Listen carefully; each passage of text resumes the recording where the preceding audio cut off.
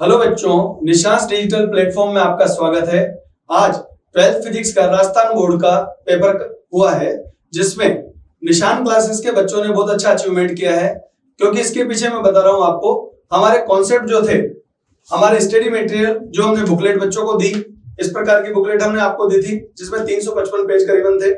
और इस प्रकार से जो हमारे टेस्ट सीरीज का पेपर हुआ था, निशान टेस्ट सीरीज के जो पेपर हमने लिए, उन टेस्ट सीरीज के पेपर को P1, P2, P3, P4 और मेजर पेपर हमने लिए, उनको अगर हम काम में लें तो इस प्रकार से जो अभी बोर्ड का ये पेपर हुआ है, आप देख रहे हैं, इनके सॉल्यूशन अभी मैं आपको करवाने जा रहा हूं। और बुकलेट में से और अपने निशान टेस्ट सीरीज के पेपर में से कौन कौन से क्वेश्चन कहां से आए हैं, और पेपर में आपको सभी बच्चों को बधाई देना चाहता हूं कि राजस्थान बोर्ड को भी धन्यवाद देता हूं कि ये पेपर इस तरह का लॉजिकल पेपर बनाया है कि इसमें सभी बच्चे इस पेपर को अटेम्प्ट कर सकते हैं और अपने अच्छे मार्क्स ला सकते हैं। तो निशान क्लासेस कोटा की ओर से राजस्थान बोर्ड 12th फिजिक्स का पेपर सॉल्यूशन करवाया जा रहा है। तो हम स्टार्ट करते हैं इस पेपर का सॉल्यूशन। मैं इस पेपर में आपको बताता चलूंगा कि ये जो क्वेश्चन है वो बुकलेट में से और अपने टेस्ट सीरीज के पेपर में से कहां से आया है, और जो इजी क्वेश्चन है उनका आंसर किस प्रकार से आप बना सकते थे। तो हम स्टार्ट करने चल रहे हैं फिजिक्स का पेपर। इस पेपर में हमने सबसे पहले देखा कि 12th का जो पेपर है उसमें पहले पार्ट में जो मल्टीपल चॉइस वाले क्वेश्चन थे, वो मल्टीपल वाले चॉइस क्वेश्चन अगर अपन देखें तो उन मल्टीपल वाले चॉइस के क्वेश्चन की बात करें तो सबसे पहला क्वेश्चन यहाँ पे आया, विद्युत फ्लक्स का एसआई मात्रक क्या था। अब विद्युत फ्लक्स का अगर मान देखें तो phi equals to E into A होता है। यहाँ पे विद्युत क्षेत्र की तीव्रता न्यूटन बटे कूलम और क्षेत्रफल मीटर स्क्वायर। इस प्रकार से आप इसका आंसर देख रहे हैं, तो इसका आंसर क्या बनेगा, न्यूटन बटे कूलम इंटू मीटर स्क्वायर। तो इसका आंसर स होना चाहिए। तो यहाँ पे इसका आंसर स आप चेक कर लें। नेक्स्ट क्वेश्चन है, नेक्स्ट क्वेश्चन कि यदि r दूरी पर दो बिंदु आवेशों के मध्य कार्यरत बल का मान F है और उनके मध्य की दूरी 2r कर दी जाए तो बल का मान कितना होगा। कूलम के नियम से आप F equals to K Q1 Q2 divide by r square लेते हैं। यहाँ पे r को वो दुगना कर रहे हैं, r को जब दुगना किया जाएगा तो F डैश क्या हो जाएगा, पहले का बटे 4 हो जाएगा, क्योंकि यहाँ पे 2 का स्क्वायर करेंगे आप, तो इसका आंसर आना चाहिए सर। आगे देखते हैं हम नेक्स्ट क्वेश्चन। देखिए नेक्स्ट क्वेश्चन में कहा गया है कि संधारित्र में संचित ऊर्जा किस रूप में होती है। तो आपको बताया गया था संधारित्र की प्लेटों के मध्य विद्युत ऊर्जा संग्रहित होती है और वो विद्युत ऊर्जा स्थितिज ऊर्जा के रूप में रहेगी। तो विद्युत स्थितिज ऊर्जा इसका सही आंसर होता है, तो इसका आंसर सही गिना जाएगा ब। नेक्स्ट क्वेश्चन आगे बढ़ाते हैं इसको। नेक्स्ट क्वेश्चन है, दिए गए परिपथ में अमीटर का पाठ्यांक क्या है। दिए गए परिपथ में अमीटर का पाठ्यांक अगर देखें आप यहाँ पे, तो यहाँ इस जगह हमने देखा कि ये P, Q, R और S इस प्रकार से यहाँ पे व्हीटस्टोन सेतु की बैलेंस कंडीशन मिल रही है। तो आप इस वाले प्रतिरोध को यहाँ पे नगण्य मान के हटा सकते हैं। इसको जब आप गायब करेंगे तो 5 और 5 ओम 10 ओम हो गए श्रेणी क्रम में, नीचे के भी 10 ओम हो गए। तो 10 ओम और 10 ओम को आप समांतर क्रम में सोल्व कर रहे हैं, ये 10 ओम और 10 ओम को, तो आप तुल्य प्रतिरोध निकालेंगे तो दोनों का गुणा बटे दोनों का योग। तो इसका आंसर कितना आ जाएगा, 5 ओम आ जाएगा। इसका तुल्य प्रतिरोध आ गया हमारे पास 5 ओम। और यहाँ पे अमीटर में धारा का मान पूछा है, तो I इक्वल्स टू क्या कर देंगे, E अपॉन R कर देंगे। वोल्टेज कितना है 2, प्रतिरोध कितना है 5, तो 2/5 देख लो आप ऑप्शन में कहां आ रहा है, तो इसका आंसर आएगा ब। 2/5 इसका सही आंसर है। अगला क्वेश्चन देखें।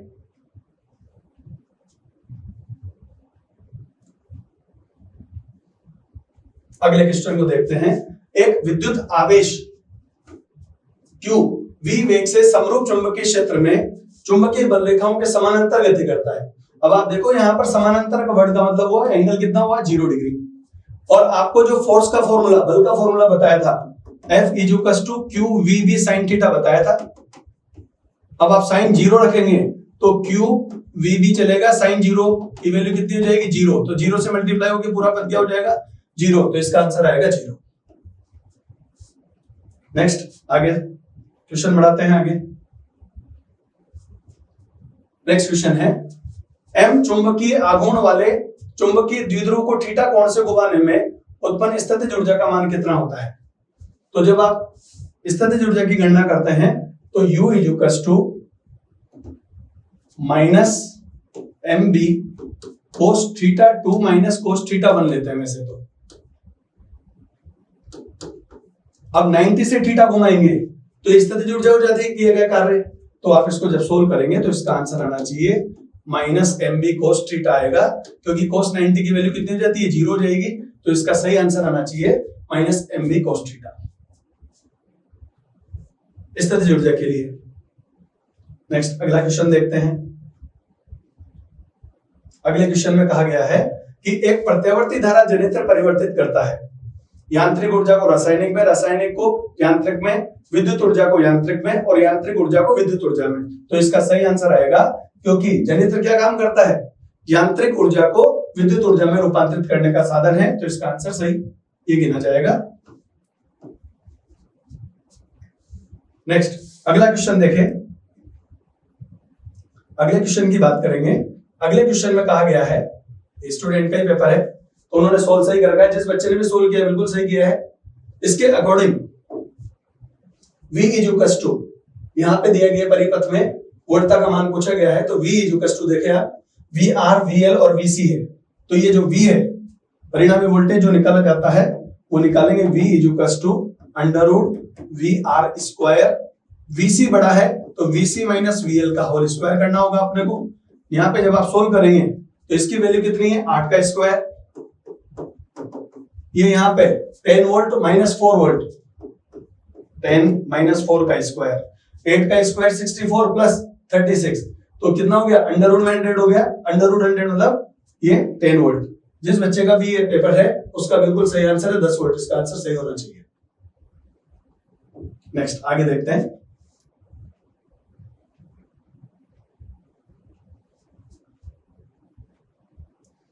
नेक्स्ट है लेंज का नियम भौतिक राशि के संरक्षण पर आधारित रहता है। लेंज के नियम में आपको रेगुलर क्लासों में पढ़ाया गया है, इसमें ऊर्जा संरक्षण नियम की अनुपालना होती है। तो इसका आंसर सही जाएगा क्लेस्ट्रॉन और मैग्नेट्रॉन के द्वारा। ये नेक्स्ट अगला क्वेश्चन देख रहे हैं अपन, आगे बढ़ाएं इसको।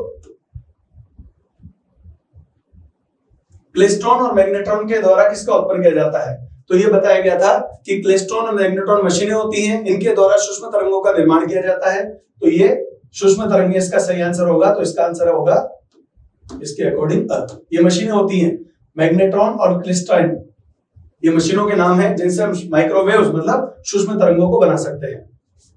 नेक्स्ट अगला क्वेश्चन देखिए। नेक्स्ट क्वेश्चन में कहा गया है कि F1 और F2 फोकस दूरी वाले दो लेंसों को परस्पर संयोजित किया गया है, तो इनके लिए प्रभावी फोकस दूरी कितनी होगी। तो आप जब इसको सोल्व करते हैं तो यहाँ पे P1 P is equal to P1 plus P2 लेंसों के विजन में 1/f is equal to 1/f1 plus 1/f2 वाला कॉन्सेप्ट लेंगे। F1 F2 आपने यहाँ एलसीएम लिया तो ये F2 प्लस F1 रह जाएगा, ये 1/f की वैल्यू है। तो f की वैल्यू निकालेंगे तो दोनों का मल्टीप्लिकेशन ऊपर और दोनों का एडिशन नीचे, इट मींस दोनों का गुणा ऊपर और दोनों का योग नीचे आ जाएगा। तो इसका सही आंसर है डी।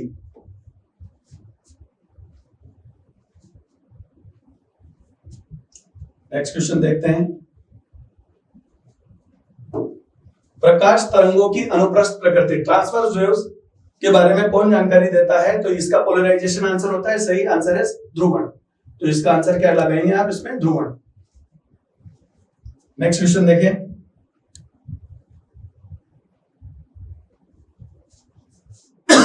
एक फोटोन की ऊर्जा 18 इलेक्ट्रॉन वोल्ट है, ई की वैल्यू दे रखी है एनर्जी, और इसका कार्यफलन का मान दे रखा है फाई नॉट। तो निरोधी विभव का मान कितना होगा, तो आइंस्टीन समीकरण अगर आप काम में लेंगे प्रकाश विद्युत प्रभाव की, तो यहां पर E इज इक्वल टू कार्यफलन प्लस अधिकतम गतिज ऊर्जा, ये वाला कॉन्सेप्ट होता है। इसका मान कितना है, 18 इलेक्ट्रॉन वोल्ट है। इधर कार्यफलन का मान कितना है, 8, और ये ई के मैक्सिमम लिख दो, ई के मैक्सिमम। यहाँ पे ई के मैक्सिमम आप निकालोगे अधिकतम गतिज ऊर्जा का मान, जब आप इसको इधर लेके 18 में से 8 माइनस करेंगे तो ये हो गया 10 इलेक्ट्रॉन वोल्ट। जब आप ऊर्जा को विभव में चेंज करना चाहते हैं तो आवेश का भाग दे दें, तो ई का भाग देंगे तो वोल्टेज कितना आ जाएगा, 10 वोल्ट आंसर हो जाएगा इसका। क्योंकि जब आप विभव निकालना चाह रहे हैं तो ऊर्जा जो दे रखी है ई के मैक्सिमम, इसमें चार्ज से डिवाइड कर देना, तो ये ई से ई कैंसिल हो जाएगा, तो आंसर आ जाएगा 10 वोल्ट। अगला क्वेश्चन देखें, हाइड्रोजन परमाणु की निम्नतम अवस्था की ऊर्जा दे रखी है -13.6। इस अवस्था से इलेक्ट्रॉन को मुक्त कराने के लिए आवश्यक न्यूनतम ऊर्जा कितनी होगी? तो इसको आयनन ऊर्जा नाम देते हैं हम। आयनन ऊर्जा आयनाइजेशन एनर्जी कहलाती है। जब आप आयनाइजेशन एनर्जी निकालना चाहते हैं तो E इनफाइनाइट माइनस E1, तो ये हो गया 0, माइनस के 13.6 लिखोगे तो माइनस माइनस प्लस हो जाएगा, तो आंसर आना चाहिए इसका प्लस 13.6 इलेक्ट्रॉन वोल्ट, क्योंकि ये माइनस है यहाँ पे और माइनस के 13.6 है, तो ये हो जाएगा प्लस 13.6, तो इसका बड़ा आंसर आप लिखेंगे। और जिन बच्चों ने भी पेपर किया है वो कहीं पे अगर आपके 1-2 मार्क्स भी अगर कहीं कमा रहे हैं या कहीं किसी प्रकार से न्यूटाइप कोई गलत हो गई है, तो होपलेस होने की जरूरत नहीं है। नेक्स्ट अपकमिंग जो पेपर है उसमें आप कोशिश कीजिए कि आपके पूरे मार्क्स आए और कोई भी बच्चा डिप्रेशन में ना आए, कोई टेंशन ना ले, क्योंकि लगातार मेहनत करने वाला बच्चा जो है वो आगे के चैप्टर को और आगे के टेस्टों को या आपने जो आपके जो नेक्स्ट पेपर होने वाले हैं उनको ध्यान से तैयार करेंगे। तो कहीं कोई किसी बच्चे की, वैसे तो मैक्सिमम बच्चे करके हैं 100 आउट ऑफ 100 की तैयारी करके गए हैं, पर फिर भी किसी का 1 मार्क्स कट जाए तो उस 1 मार्क्स को आगे अपकमिंग पेपर में रिमूव मतलब करने की कोशिश करो, रिकवर करने की कोशिश करो। इसलिए घबराना नहीं है और दुगनी मेहनत से अपने को अगला जो पेपर आ रहा है उसकी तैयारी करनी है। नेक्स्ट है, बोर अभिग्रहित के अनुसार निम्न में से कौन सी भौतिक राशि का क्वांटीकरण होता है? तो क्वांटीकरण क्या होता है? mvr = nh/2π। तो हम बात करते हैं कोणीय संवेग के बारे में बात करते हैं।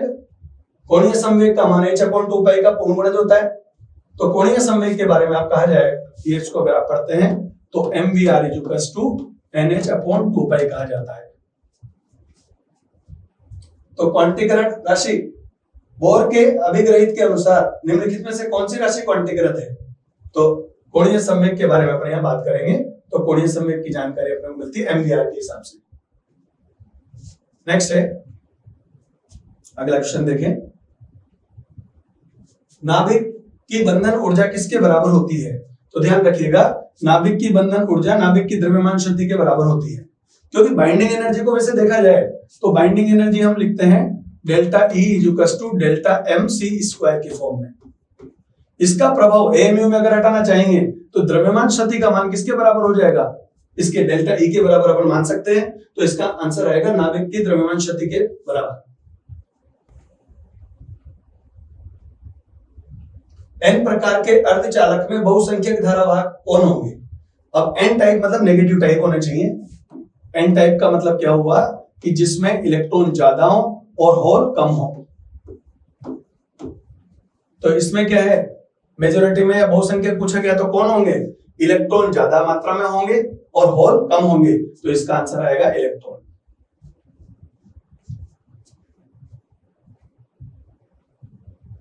नेक्स्ट, ये भी जिस बच्चे ने अटेम्प्ट किया क्वेश्चन, जिस बच्चे का भी पेपर है उसे बिल्कुल सही आंसर लिखा है।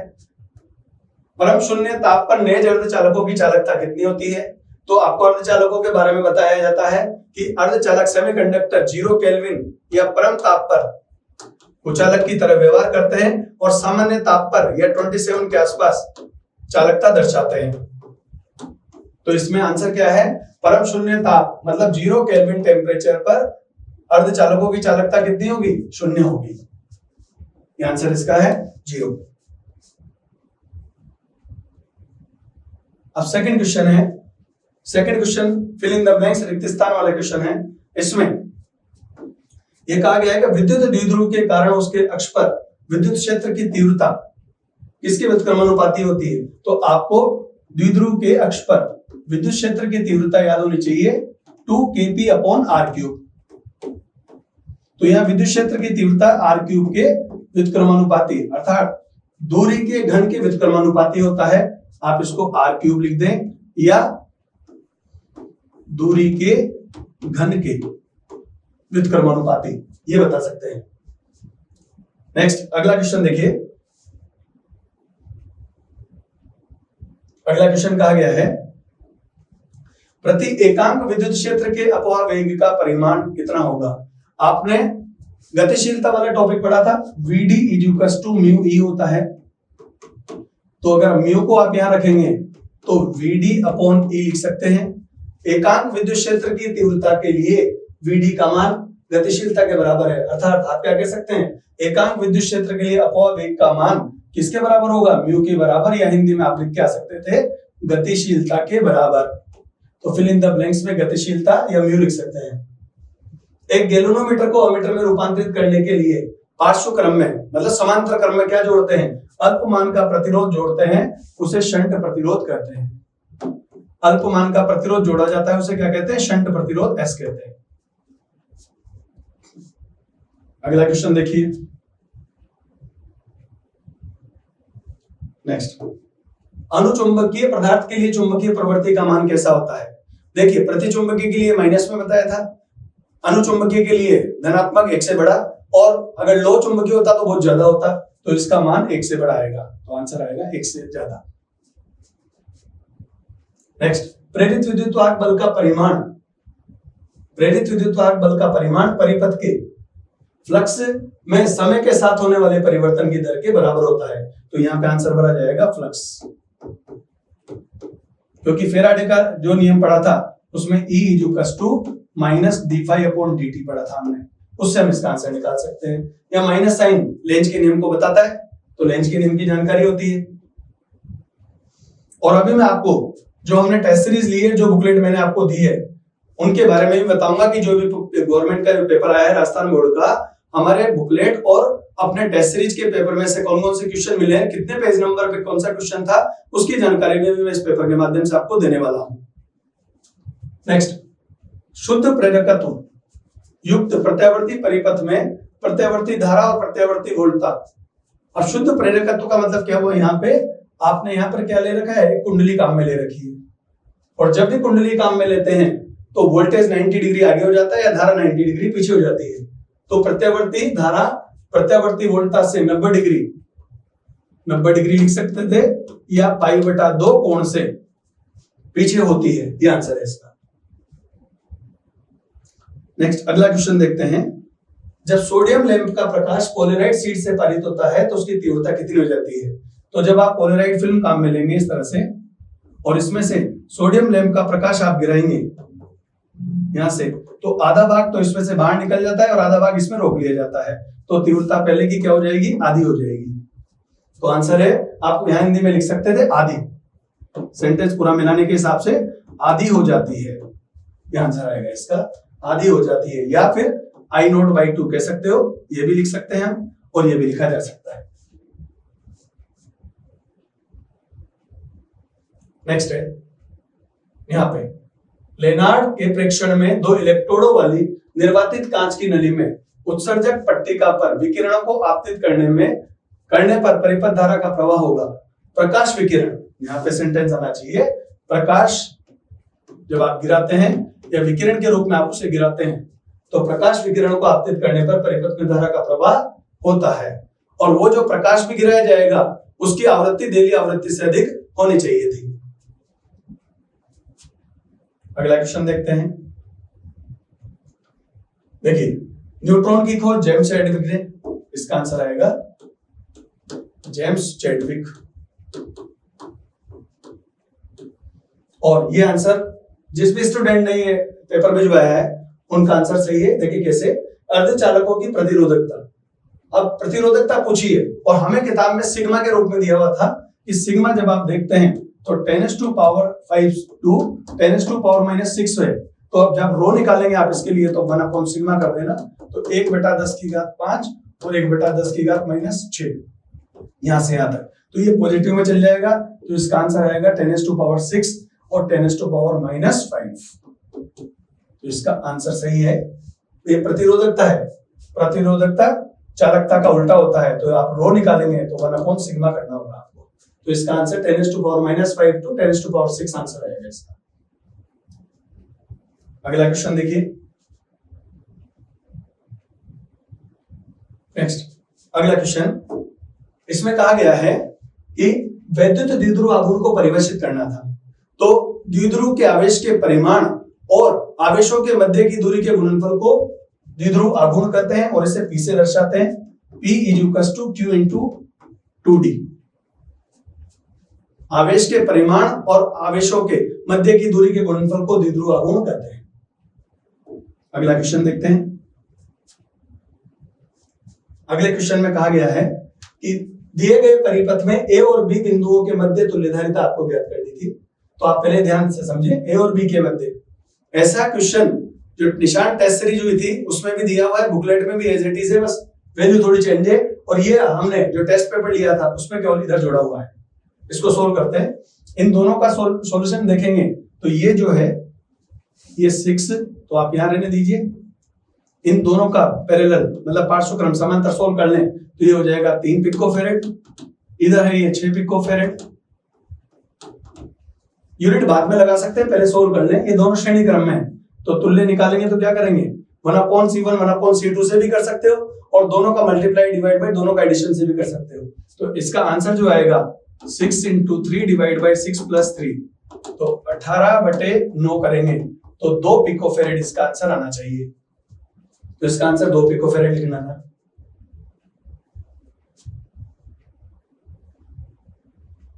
नेक्स्ट क्वेश्चन देखिए, दिए गए चित्र में गलत चुंबकीय क्षेत्र रेखाएं दर्शाई गई है, पहचानिए इसमें क्या है।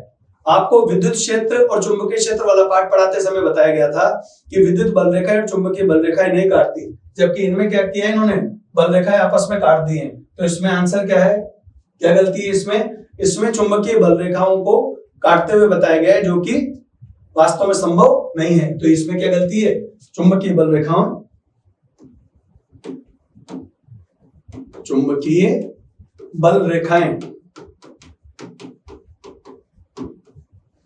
प्रतिच्छेद नहीं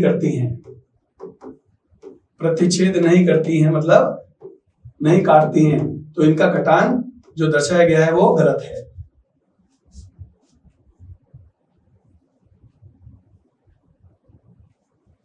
नेक्स्ट अगला क्वेश्चन है, एक समान चुंबकीय क्षेत्र B में दोलन करते हुए चुंबकीय आघूर्ण M, चुंबकीय सुई पर उत्पन्न बलाघूर्ण का सूत्र लिखना है। तो आप यहां पर जब आप इसका टॉर्क = आपको बताया गया था बलाघूर्ण क्या होता है, केवल सूत्र लिखना है। तो टॉर्क = mb sin थीटा होता है। यहां पर m चुंबकीय आघूर्ण है स्मॉल m, और b चुंबकीय क्षेत्र की तीव्रता है, और थीटा इसका m और b के बीच में बनने वाला एंगल है।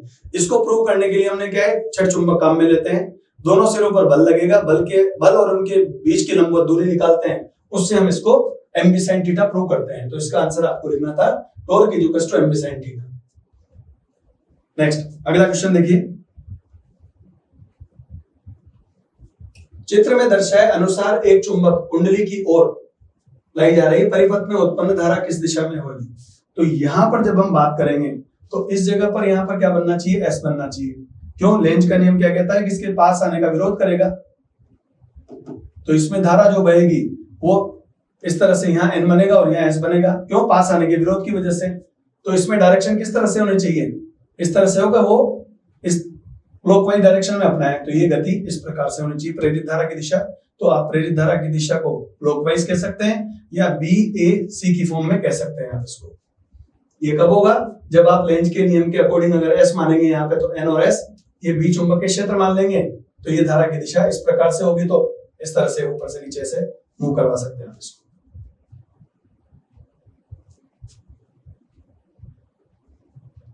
अगला क्वेश्चन देखिए, अगले क्वेश्चन में कहा गया है एकल स्लिट विवर्तन के लिए फ्रिंजों की तीव्रता विवरण का चित्र बनाइए। इस तरह का ग्राफ रेगुलर क्लास में और जो आपको टेस्ट पेपर दिया है उसमें भी बना के, और जो वीडियो सॉल्यूशन कराए थे निशान डिजिटल ऐप के अंदर जो वीडियो सॉल्यूशन कराए थे उसमें भी ग्राफ इसका बताया था। इसका ग्राफ इंपॉर्टेंट है, आप पढ़ के जाइएगा। तो ये ग्राफ जब आप बनाएंगे तो इस तरह से ग्राफ आएगा। यहाँ पर सेंटर पे मैक्सिमम इंटेंसिटी होती है सबसे ज्यादा, और दोनों तरफ जाएंगे तो तीव्रता धीरे धीरे कम होती जाएगी। इस तरह का ग्राफ बनाना था आपको यहाँ पे, और ये वाली वैल्यू I0 के फॉर्म में निकली थी। मैक्सिमम वैल्यू ऊपर चलेगी और यहाँ पर निम्नलिखित है, इस जगह पर विवर्तन की घटना में निम्नलिखित कब प्राप्त होता है, जब हम लेमडा बटे 2 के विषम गुणज की बात करें और पाई के रूप में भी विषम गुणज है तो पाई 3 पाई वगैरह लिखेंगे तो ये, और ये 2 पाई 4 पाई लिखेंगे तो मैक्सिमम वैल्यू मिलेगी। यहाँ पर विवर्तन की घटना में ध्यान रखिएगा, विवर्तन की घटना में पढ़ाते समय ये भी कहा था कि यहाँ पर जो पथांतर की वैल्यू लिखेंगे वो जहां न्यूनतम है वहां तो समगुणज होगा और जहां अधिकतम है वहां विषम गुणज होगा। तो अधिकतम वाली वैल्यू में जो यहाँ पे विषम गुणज वाले पद आएंगे इधर पाई 3 पाई 5 पाई, और यहाँ पे 2 0 2 पाई 4 पाई वाली वैल्यू आएगी इसी में।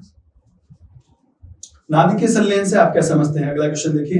तो जब दो हल्के नाभिक मिलकर एक भारी नाभिक का निर्माण करते हैं तो उस अभिक्रिया को नाभिकीय संलयन कहते हैं, और ये केवल उच्च ताप पर संभव है। ये भी लिखना था कि जब दो हल्के नाभिक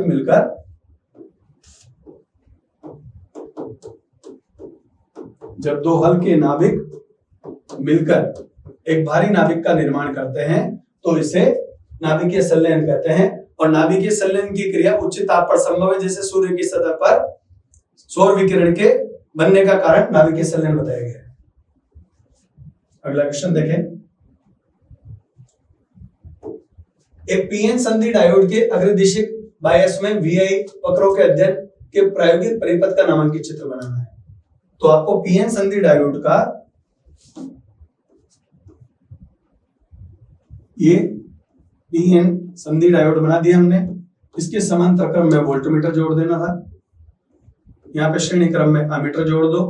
अब यहाँ पर जब आप कौन सा अग्रबायस जोड़ रहे हैं तो अग्रबायस में जो एम्पियर जोड़ेंगे आप, इसकी रेंज होगी मिली एम्पियर कोटि, और यहाँ पे P पॉजिटिव से और N नेगेटिव से, ये P होता है ये N होता है, ये यहाँ पे आप ऑन ऑफ स्विच जोड़ सकते हैं और इसका परिपथ पूरा कर सकते हैं।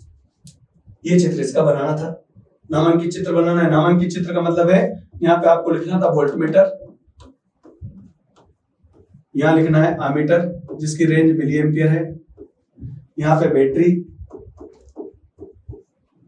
और ये कुंजी या स्विच जिसे अपन बोलते हैं ये, और यहाँ पे ये इसका पीएन का मतलब पीएन संधि डायोड, ये आपको नामांकित चित्र इसका बनाना है।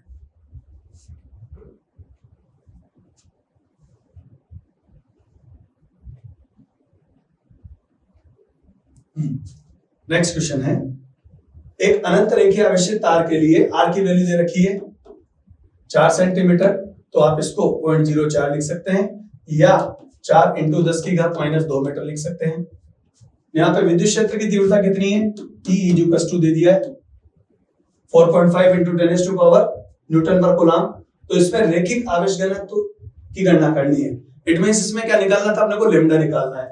तो जब आप इस तरह से सोल्व करेंगे तो तार के लिए आर याद कराया था ट्रिक बनाते समय, E 2 के λ/r, तो हमें लैम्डा निकालना है। तो लैम्डा निकालने के लिए क्या कर देंगे? E × r/2 कर देंगे। E की वैल्यू कितनी है? 4.5 × 10⁻⁴ दे रखा है। R का मान आप चाहो 4 × 10⁻² लिख देना, मीटर में चेंज करने पर। 2 K की वैल्यू कितना लेते हैं? 9 × 10⁻9 लेते हैं। आप इसको सोल्व कर देंगे तो ये वाली वैल्यू 2 टाइम्स हो गई। 4.5 × 2, ये 9 से 9 कट जाएगा। 10 की घात ऊपर कितने हैं? पहले प्लस के 4 माइनस के 2, तो प्लस के 2 बचे रह गए। 10 की घात 9 ऊपर ले जाएंगे तो 10 की घात 2 प्लस के और माइनस के 9 है, तो इसका आंसर आ जाएगा 10 की घात -7। ये किसकी वैल्यू है? लैम्डा। इसका आंसर बन जाएगा कूलम पर मीटर। तो मात्रक भी लिख के आना था 10 की घात -7 कूलम पर मीटर, इसका आंसर आएगा। एक बिंदु आवेश के लिए विभव की गणना कीजिए। अब इसमें विभव की गणना करने के लिए आपको समाकलन वाला कॉन्सेप्ट काम में लेना था।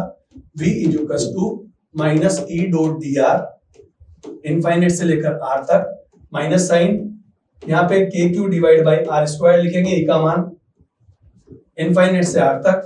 KQ कांस्टेंट होने की वजह से KQ को बाहर ले लिया। 1/r² का समाकलन कहां से कहां तक? अनंत से r तक। और आपको याद करवाया था रेगुलर क्लास में कि 1/r² का आप समाकलन याद भी कर सकते हैं, -1/r, या घात में एक जोड़ के जुड़ी हुई घात के रूप में भी सोल्व कर सकते हैं।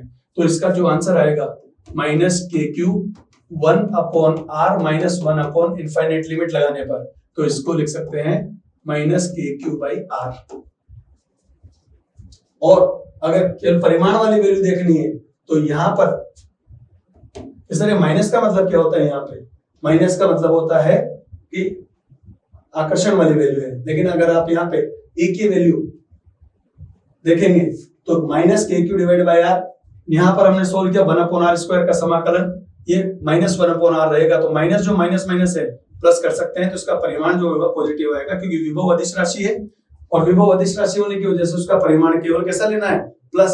तो यहाँ पे क्या कॉन्सेप्ट बना, माइनस का साइन चल रहा था, माइनस का साइन रहा, 1/r स्क्वायर का इंटीग्रेशन या समाकलन -1/r होता है, तो माइनस माइनस क्या हो जाएगा, ये प्लस हो जाएगा। ये माइनस पहले से था, ये समाकलन की वजह से आया माइनस, माइनस माइनस क्या हो जाएगा, आप इसको प्लस करते हैं, तो के क्यू डिवाइड बाय आर इसका आंसर आना चाहिए। अब इसमें ये कहा गया है नेक्स्ट, R1 R2 त्रिज्या की दो सकेंद्रीय वृत्ताकार कुंडलियां समअक्षीय रखी गई हैं, दोनों के केंद्र समपाती हैं, इनके लिए इस व्यवस्था के लिए अन्योन्य प्रेरकत्व का मान निकालना है। अन्योन्य प्रेरकत्व का मान निकालने के लिए हमें क्या करना है, इसमें जब आप सोल्व करेंगे तो मान लीजिए कि दो कुंडलियां जो है, दो कुंडलियां हमने इस प्रकार से रखी, एक की त्रिज्या R1 दूसरे की त्रिज्या R2 है। यहां पर जब आप इसको सोल्व कर रहे हैं तो पहले हमें किसका मान निकाला, अन्योन्य प्रेरण गुणांक का। अन्योन्य प्रेरण गुणांक के लिए phi = NBA से चालू करना है हमें। यहां आप जब चुंबकीय क्षेत्र पहले का ले लें तो फ्लक्स दूसरे का लेना और फेरों की संख्या भी दूसरे के लेना है। जब वृत्ताकार कुंडली के लिए बात करते हैं तो μ0 I1 डिवाइड बाई वृत्ताकार कुंडली के लिए 2r आता है, तो यहां आ जाएगा 2r1। इसका क्षेत्रफल क्या लेंगे, πr स्क्वायर। ठीक, अब क्षेत्रफल जो आप ले रहे हैं तो वो त्रिज्या किसके लिए, R2 के लिए। जब आप इसको आगे बढ़ा रहे हैं तो यहाँ पे हमने देखा इसमें कि ये वाली वैल्यू हो गई फेरों की संख्या। अच्छा कि सर इसमें B1 वाली जो कुंडली है उसमें फेरे दे रखे हो, तो अगर फेरे दे रखे हैं तो आप यहाँ पे N1 मल्टीप्लाई कर देंगे इसमें, ये N1, तो ये फॉर्मूला बन जाएगा N1 N2। आगे आ गया πr स्क्वायर, आप आगे ले लें, N1 N2 हो गया πr स्क्वायर। यहाँ पे μ0 वाली वैल्यू चल रही है, ये इसको आप पीछे ले लेंगे I1 के रूप में। यहाँ पे त्रिज्या R2 का स्क्वायर आएगा, ये R2 का स्क्वायर लिख दिया डिवाइड बाई 2r1 लिख दिया। क्षेत्रफल को चाहो तो आप πr स्क्वायर जो लिख रहे हैं, क्षेत्रफल के लिए अगर अपन बात करेंगे तो यहां पर हम πr स्क्वायर लिख सकते हैं और डायरेक्ट ए भी लिखा रह सकता था। यहां पर हमने देखा कि ये वाली वैल्यू को और कंपेयर करेंगे तो phi2 = आप किससे कंपेयर करेंगे इसको, phi2 = mi1 से कंपेयर कर लें, तो ये जो शेष बचा ये भाग कहलाएगा हमारे पास में m = n1 n2 μ0 πr2 square ऊपर और नीचे रहेगा 2r1। इस प्रकार से हम दो कुंडलियां जिनका केंद्र एक था उनके लिए हमने phi = NBA से स्टार्ट किया और इसके लिए phi2 = mi1 से कंपेयर किया इसको, तो इससे m की वैल्यू हमारे पास आ गई अन्योन्य प्रेरण गुणांक। N1 N2 μ0 πr2 स्क्वायर ऊपर रह जाएगा, 2r1 नीचे रह जाएगा। अब हम अपने क्वेश्चन पे लौटते हैं।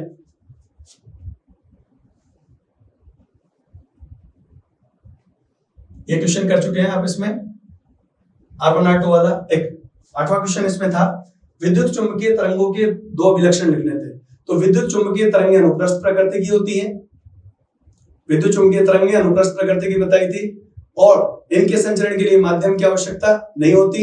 और आप ये भी लिख सकते हैं कि विद्युत चुंबकीय तरंगों की निर्वात में चाल प्रकाश की चाल के बराबर 3 × 10⁸ मीटर प्रति सेकंड होता है। कोई भी दो आपको गुणधर्म इसके विद्युत चुंबकीय तरंगों के लिखने थे।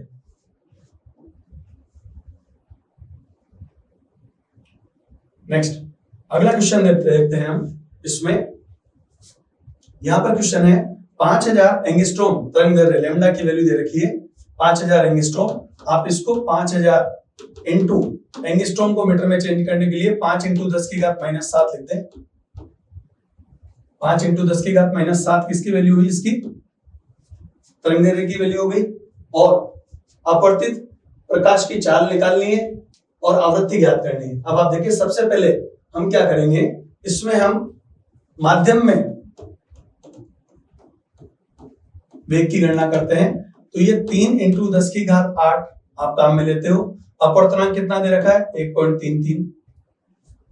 4/3 भी लिख सकते हैं, 4/3 या लगा के आप इसको 4/3 से भी कर सकते हैं। तो आप ऐसे सोल्व करेंगे तो 9/4 × 10⁸ भी लिख सकते हो, और आप इसको सोल्व करेंगे तो 2.25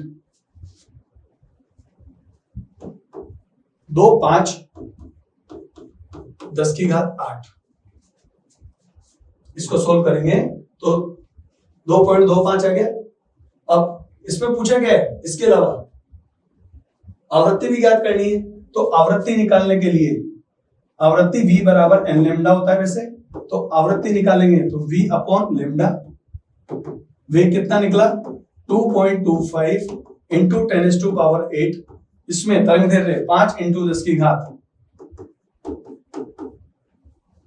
10⁻⁻7 का भाग दे देंगे। तो ये वाली वैल्यू सोल्व करने पर वैल्यू आ जाएगी अप्रोक्सीमेट, जैसे 10⁻15 आ गया, 10⁻15 है यहाँ पे, 10⁻15 को 10⁻14 बना लो, 22.5 में 5 का भाग दे देंगे और 10⁻14 आ जाएगा।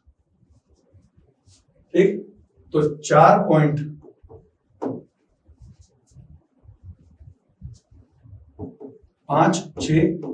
10⁻14 हर्ट्ज आंसर आ जाएगा इसका। ये इसका न्यूमेरिकल आप सोल्व कर सकते हैं। कौन सा क्वेश्चन किया हमने, नवा क्वेश्चन है। तरंग दैर्ध्य का मान पहले मीटर में चेंज कर लिया। माध्यम या अपवर्तनांक अगर बात करें n भी ले सकते थे, तो 4/3 भी लिख सकते हो, या लगा के, मैंने या लगाया है, 4/3 या 1.33 से सोल्व करेंगे तो ये वाली वैल्यू आ गई। वेग का मात्रक मीटर प्रति सेकंड में आएगा और इस प्रकार से आवृत्ति निकाल सकते हैं। नेक्स्ट क्वेश्चन देखते हैं। नेक्स्ट क्वेश्चन है, हाइगेन के सिद्धांत का उपयोग करते हुए प्रकाश के अपवर्तन नियमों को समझाना था। ये क्वेश्चन हमारे पास है। तो हम हाइगेन्स के तरंग सिद्धांत को जब हम बात करेंगे, हाइगेन्स के तरंग सिद्धांत से अगर आप बात करते हैं तो ये वाली वैल्यू जो है, ये वाली वैल्यू देखी जाएगी। हाइगेन्स का तरंग सिद्धांत क्या कहता है कि प्रकाश तरंगाग्र के रूप में आना चाहिए। एक माध्यम अपवर्तक पृष्ठ लिया, यहां से समतल तरंगाग्र बनाए, यहां से प्रकाश की किरणें आएंगी ये 90 डिग्री पर, ये 1 2 3 नाम दे दिया। यहां से यहां तक जो चलेंगी ये v1 × t चलेंगी। दूसरे माध्यम में जब प्रकाश पहुंचेगा तो v2 × t का चाप काटना है आपको। यहां से इसको मिला दिया, ये तरंगाग्र AB था, यहाँ पे ये नाम दे दिया a' और ये नाम दे दिया b'। प्रकाश की किरणें जो अपवर्तित होंगी वो इसके 90 डिग्री पर चलेंगी। यहाँ पे 1 है तो 1', 2 है तो 2' और 3 है तो 3'।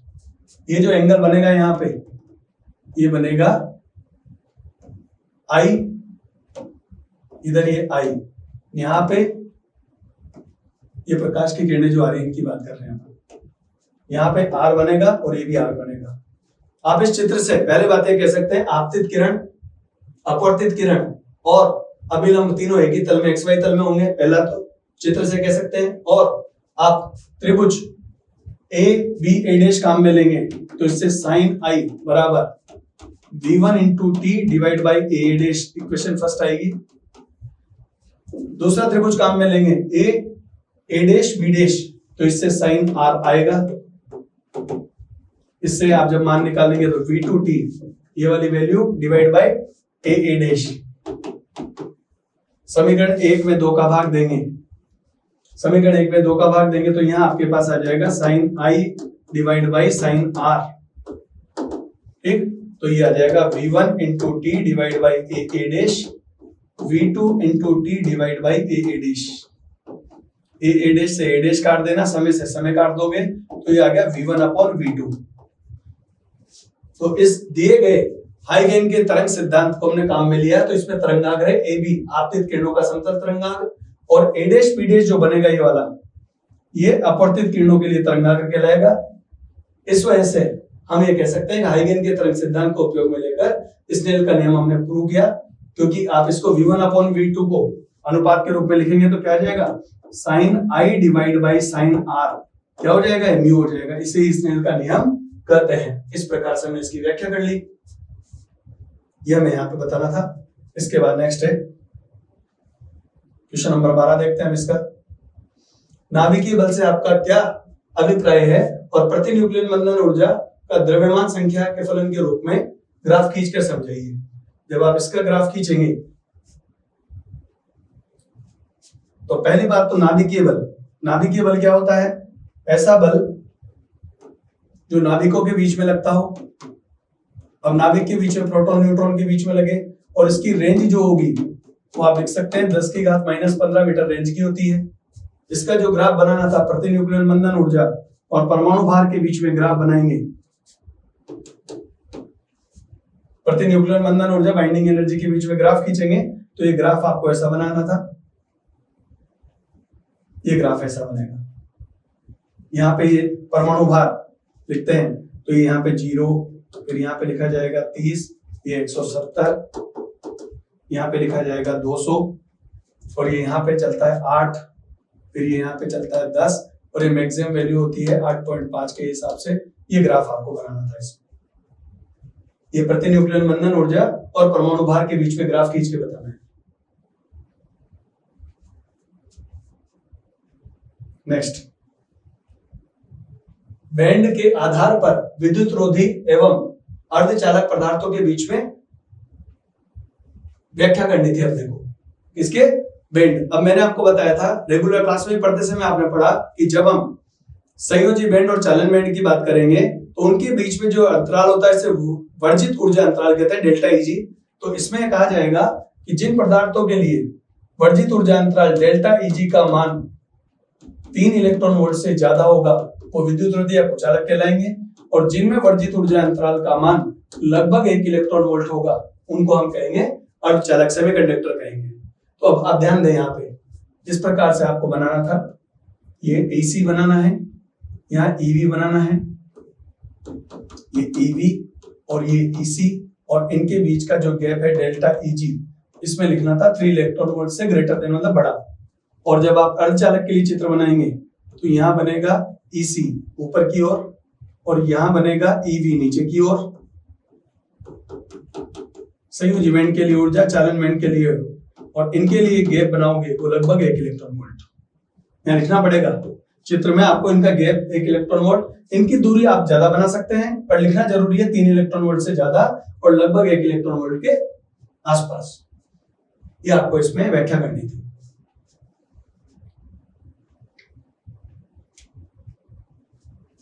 व्हीटस्टोन सेतु का परिपथ चित्र बनाकर गैल्वेनोमीटर के शून्य विक्षेप के लिए किरचॉफ के नियम से संतुलन प्राप्त कीजिए।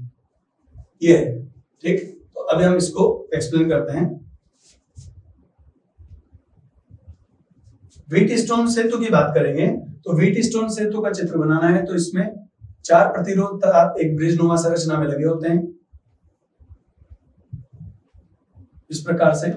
यहाँ पे बैटरी का कनेक्शन होगा, यहाँ पे आप गैल्वेनोमीटर जोड़ते हैं,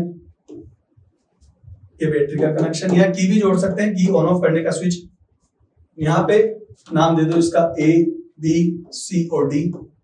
यहां से धारा बहेगी I, इधर धारा जाएगी I1, इधर धारा जाएगी I2, इधर भी धारा I2 बहा सकते हैं और इधर धारा I1।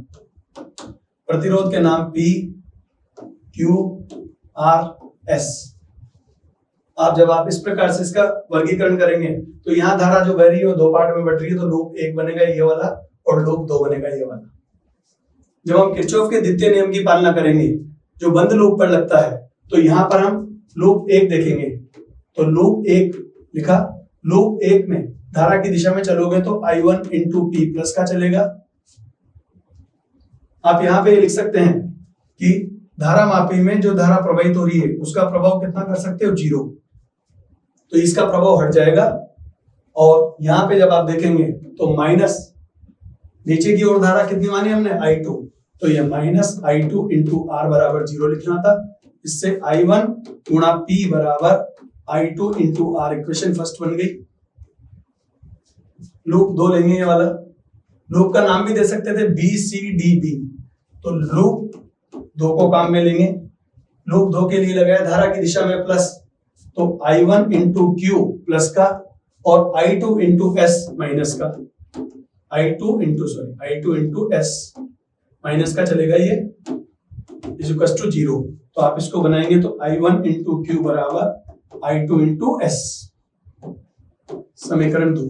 समीकरण 1 में 2 का भाग दे देंगे तो हमारे पास आ गया I1P बटे I1Q is equal to I2R upon I2S। धारा से धारा काट दो तो P अनुपात Q इज इक्वल टू क्या आ गया, R अनुपात S। व्हीट स्टोन सेतु की संरचना क्या व्याख्या करनी है। ABCD चतुर्भुज नुमा है, PQRS इसके 4 प्रतिरोध है और ये बैटरी कुंजी जोड़ी गई है और लूप हमने लगाए लूप 1 और लूप 2। इनमें लूप 1 और लूप 2 में किरचॉफ के द्वितीय नियम लगाना है। किरचॉफ का द्वितीय नियम लगाएंगे, समीकरण 1 प्राप्त हुई, ये समीकरण 2 प्राप्त हुई। बराबर के इधर ले गए तो माइनस प्लस में हो जाएगा, इसलिए यहाँ पर प्लस लगा दिया अपन ने इस जगह। यहाँ पर भी बराबर के इधर 0 के इधर लेके गए तो ये वाली वैल्यू है प्लस में। समीकरण 1 में 2 का भाग दे दो तो इसकी व्याख्या करनी थी अपने को।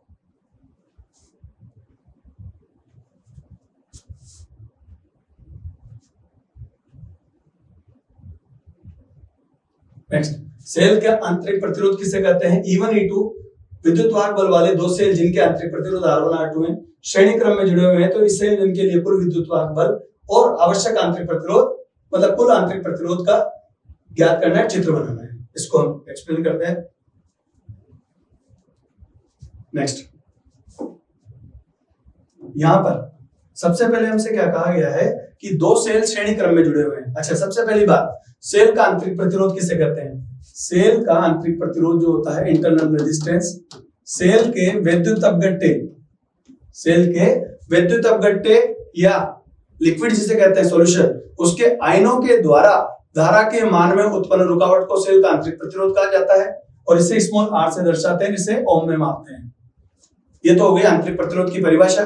इसमें पूछा गया है कि 2 सेल श्रेणी क्रम में जुड़े हुए हैं, एक का वोल्टेज E1 आंतरिक प्रतिरोध R1, एक का वोल्टेज E2 आंतरिक प्रतिरोध R2 है। तो इनके लिए कुल विद्युत वाहक बल कितना होगा।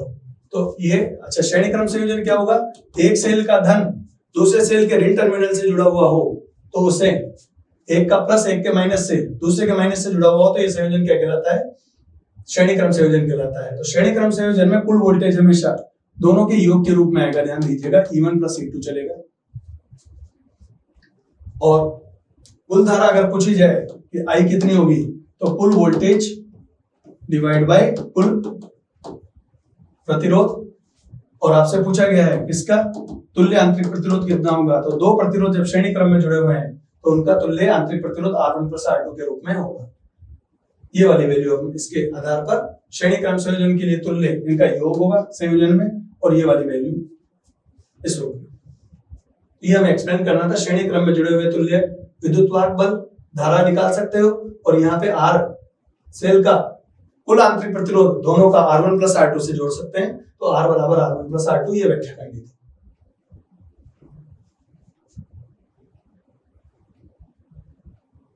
नेक्स्ट क्वेश्चन था 15वां क्वेश्चन कि एम्पियर का परिपथ नियम लिखना है और एक अनंत लंबाई के सीधे धारावाही चालक तार से r दूरी पर चुंबकीय क्षेत्र की गणना करनी है। तो हम इसके लिए कैलकुलेशन आगे बढ़ाते हैं। एम्पियर का नियम जो है, एम्पियर का नियम क्या कहता है, एम्पियर का नियम कहता है कि किसी भी परिपथ के लिए बंद पृष्ठ अगर है तो B डॉट dl का मान, B डॉट dl के गुणनफल का मान निर्वात की चुंबकशीलता और धाराओं की बीजीय योग के गुणनफल के बराबर होता है। अर्थात बंद पृष्ठ के लिए, बंद पृष्ठ मतलब ये जो गोला लगाता है समाकलन के बीच में, इसके लिए चुंबकीय क्षेत्र की तीव्रता के रेखीय समाकलन का मान निर्वात की चुंबकशीलता और धाराओं की बीजीय योग के गुणनफल के बराबर होता है। अब इसके द्वारा किसी तार के लिए उत्पन्न चुंबकीय क्षेत्र की गणना पूछी गई है। तो यहाँ पर जब आप कोई वायर काम में ले रहे हैं तो इसके लिए गणना आप जब करने लगेंगे तो काल्पनिक एम्पियर पृष्ठ मानना पड़ेगा।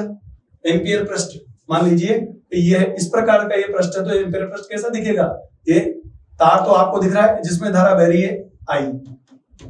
यहाँ पे जब आप धारा I बार है तो दाहिने हाथ के अंगूठे नियम से आप इसका जो चुंबकीय क्षेत्र देखेंगे वो चुंबकीय क्षेत्र इस प्रकार से होगा। r दूरी पर मान लो कोई बिंदु P है तो चुंबकीय क्षेत्र दाहिने हाथ के अंगूठे नियम से अंदर की ओर जाएगा तो क्रॉस होगा। ठीक है, अल्पांश लंबाई भी जो आप मानेंगे वो अंदर की ओर और चुंबकीय क्षेत्र भी अंदर की ओर, तो कोण कितना हो जाएगा 0 डिग्री। यहाँ पे एम्पियर का नियम काम में लेंगे तो B.dl mu naught sigma I के रूप में चलता है। जब आप इसको सोल्व करेंगे तो B.dl cos थीटा होना चाहिए और B नियत होने की वजह से बाहर निकाल लेते हैं हम। ये dl cos 0 का माना जाएगा। ये म्यू नॉट धारा इसमें कितनी बाहर है हम I, यहाँ पे धारा कितनी बाहर है I बाहर है, तो यहाँ पे B dl का समाकलन L हो गया, cos 0 का मान 1 हो जाएगा म्यू नॉट I। अब यहाँ पे ध्यान रखिएगा, यही बता दे साइड में कि dl का समाकलन L होगा और वो परिधि के बराबर होगा 2 पाई r के फॉर्म में। अगर डिस्टेंस यहाँ पे d होती तो d लेते, प्रश्न में r दूरी पे कैलकुलेशन कराई है तो ये होगा 2 पाई r हो जाएगा, तो b इंटू 2 पाई r हो गया ये जो कस टू म्यू नॉट I। तो b की वैल्यू जब आप निकालोगे तो mu naught I upon 2 pi r इसका आंसर आ गया।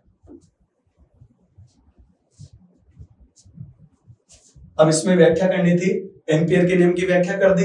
एम्पियर के नियम से तार के लिए धारा I प्रवाहित करने पर r दूरी पर कोई बिंदु P माना जिसके लिए चुंबकीय क्षेत्र तल के लंबवत अंदर की ओर गया दाहिने हाथ के अंगूठे नियम से इस प्रकार से, तो क्षेत्र अंदर की ओर, क्षेत्र भी अंदर की ओर है और लंबाई अल्पांश लंबाई भी एक ही दिशा में, तो cos 0 जो आएगा वो 1 हो जाएगा। dl का समाकलन L लिख सकते हैं, 2 पाई r लिख सकते हैं। तो इस प्रकार से एम्पियर के नियम की सहायता से अब तार के लिए चुंबकीय क्षेत्र का मान निकालना था। आप इसके माना कि ये तार है, r दूरी पर बिंदु P है, ये एक्सप्लेनेशन आप इसमें लिख सकते थे क्योंकि अंकभार ज्यादा है इस क्वेश्चन के। ये कंप्लीट हो गया एम्पियर के नियम की उपयोगिता से तार के लिए B का मान निकालना।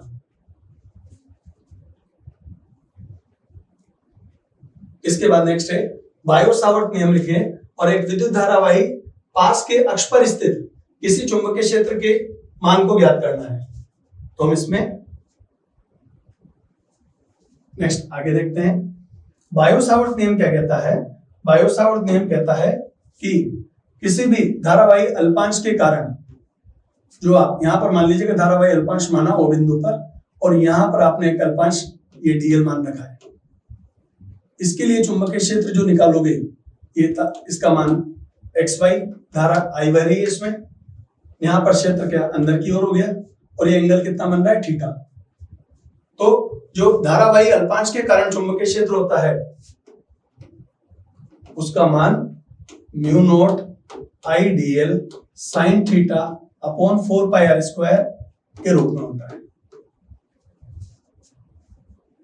धारावाही अल्पांश के कारण उत्पन्न चुंबकीय क्षेत्र की तीव्रता का मान उसमें प्रवाहित धारा अल्पांश लंबाई और साइन घटक के समानुपाती और दूरी के वर्ग के व्युत्क्रमानुपाती होता है।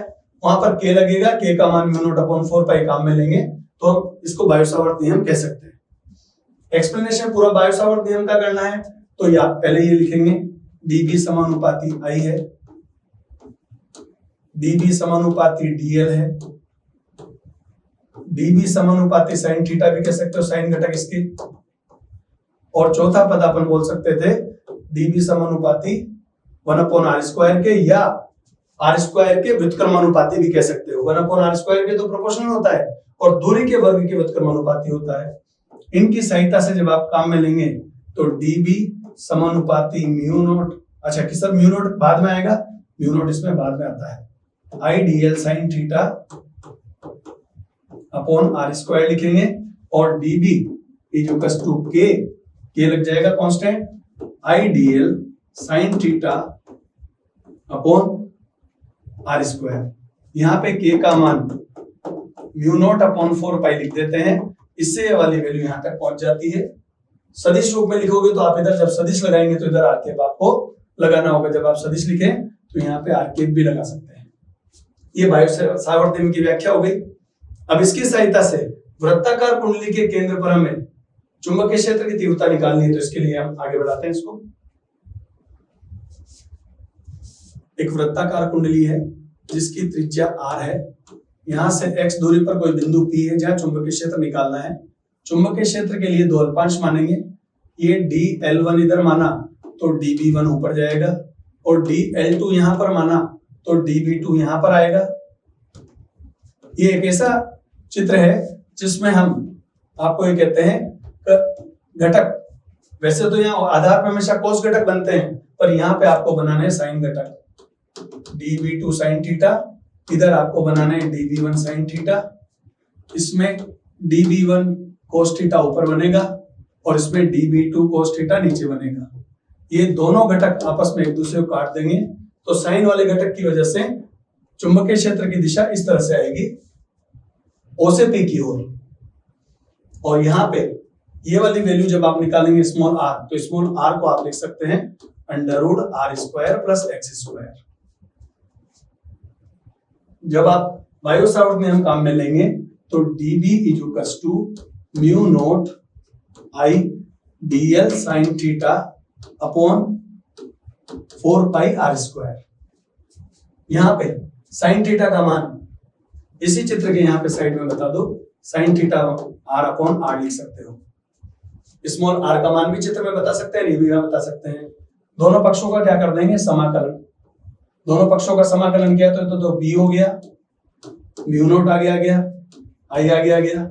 साइन थीटा आप यहाँ लिख सकते हो dl divide by 4πr²। dl का समाकलन साइड में बताओ, dl का समाकलन होता है l और वो होगा 2πr की फॉर्म में।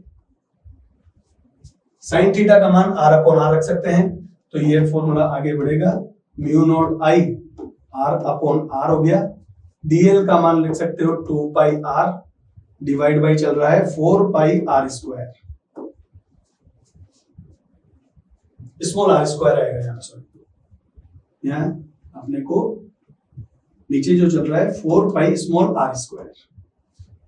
ठीक, यहाँ पे ये वाली वैल्यू बन गई हमारे पास में, ये 2 टाइम्स कट जाएगा, इसमें 2 बार कट गया, तो ये बन गया म्यू नॉट I r² बटे 2r³ बन जाएगा नीचे। क्यों बना, एक स्मॉल r यहाँ पे है और स्मॉल r² है, तो ये mu naught I r² upon 2r³ बन गया। देखिए एक बार फिर समझा दूं मैं, वृत्ताकार कुंडली, इसके अक्ष पर बिंदु P है, यहाँ पे दो अल्पांश माने db1 db2 के रूप में विद्युत क्षेत्र आ गया। इनके साइन घटक कैंसिल हो जाने, कोस घटक कैंसिल हो जाने सॉरी, और साइन घटक बचेंगे। यहाँ पे आप जब सोल्व करेंगे आगे तो mu naught I dl sin theta upon 4πr², dl का इंटीग्रेशन समाकलन l 2πr हो गया।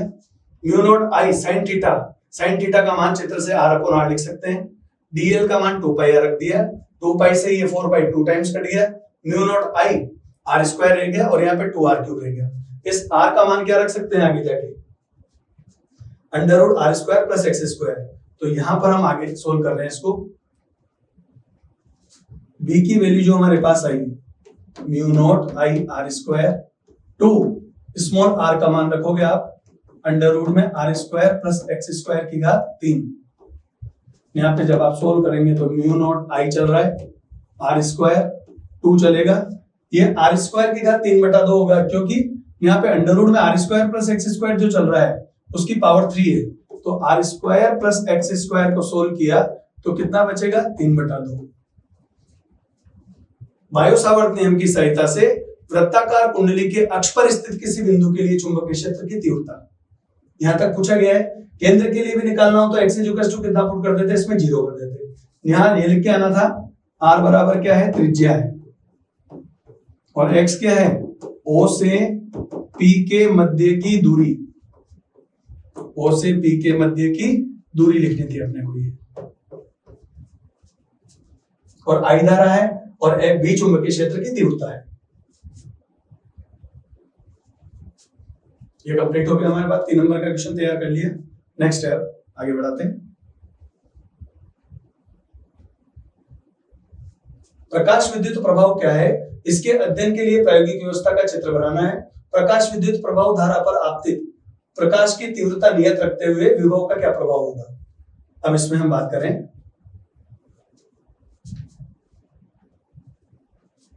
प्रकाश विद्युत प्रभाव ऐसी घटना जिसमें धातु की सतह पर निश्चित आवृत्ति का प्रकाश गिराने पर वहां से इलेक्ट्रॉन उत्सर्जित होंगे और वो इलेक्ट्रॉन फोटो इलेक्ट्रॉन के रूप में आगे बढ़ेंगे, उसे प्रकाश विद्युत प्रभाव कहते हैं। और यहाँ पर प्रायोगिक व्यवस्था में लेनार्ड और होलोवर्क्स का नाम याद रखना है। लेनार्ड एवं होलोवर्क्स का प्रयोग है, होलोवर्क्स का प्रयोग। इसमें क्या किया है, कांच की एक निर्वातित नलिका ली, यहां पे एक तरफ इसमें कैथोड जोड़ा गया, इसमें एक तरफ एनोड जोड़ा गया, यहाँ पे फिल्टर लगा देते हैं जिससे निश्चित आवृत्ति का प्रकाश यहाँ पे गिरेगा। ये प्रकाश जब यहाँ आएगा तो यहाँ से इलेक्ट्रॉन उत्सर्जित होंगे और ये एनोड पर पहुंचेंगे। यहाँ श्रेणी क्रम में माइक्रो एम्पियर रेंज का एमीटर जोड़ा जाएगा, समांतर क्रम में वोल्टमीटर जोड़ेंगे आप। इनके इस प्रकार से कनेक्शन आगे बढ़ाते हैं हम कि आप यहाँ पे इसमें द्विक परिवर्तक जोड़ सके। द्विक परिवर्तक एक ऐसा कॉम्बिनेशन है जिसके कनेक्शन आप घुमा सकते हो, ये वाले। तो यहां से आप इसमें बैटरी का माइनस प्लस जोड़ सकते हैं और इसके कनेक्शन को बदलने के लिए यहाँ पे कुंजी लगा सकते हैं, आरएच लगा सकते हैं। ये यहाँ पे माइनस प्लस, बैटरी का ये माइनस प्लस ये चेंज किया जा सकता है और ये कनेक्शन यहाँ से घुमा के आप इधर भी बदल सकते हैं। इसको द्विक परिवर्तक कहते हैं, बैटरी है और ये कुंजी की कह सकते हैं। यहाँ पे समांतर क्रम में क्या करना है, वोल्टमीटर, श्रेणी क्रम में एमीटर। ये द्विक परिवर्तक ये कनेक्शन बदलने योग्य होते हैं, इनको आप इधर यहां से भी जोड़ सकते हो, इसको उठा के यहां भी जोड़ सकते हो। और इसमें क्या कहा गया था कि एनोड के वोल्टेज को रखें तो 0 वोल्ट, ये धनात्मक वोल्ट और ऋणात्मक वोल्ट।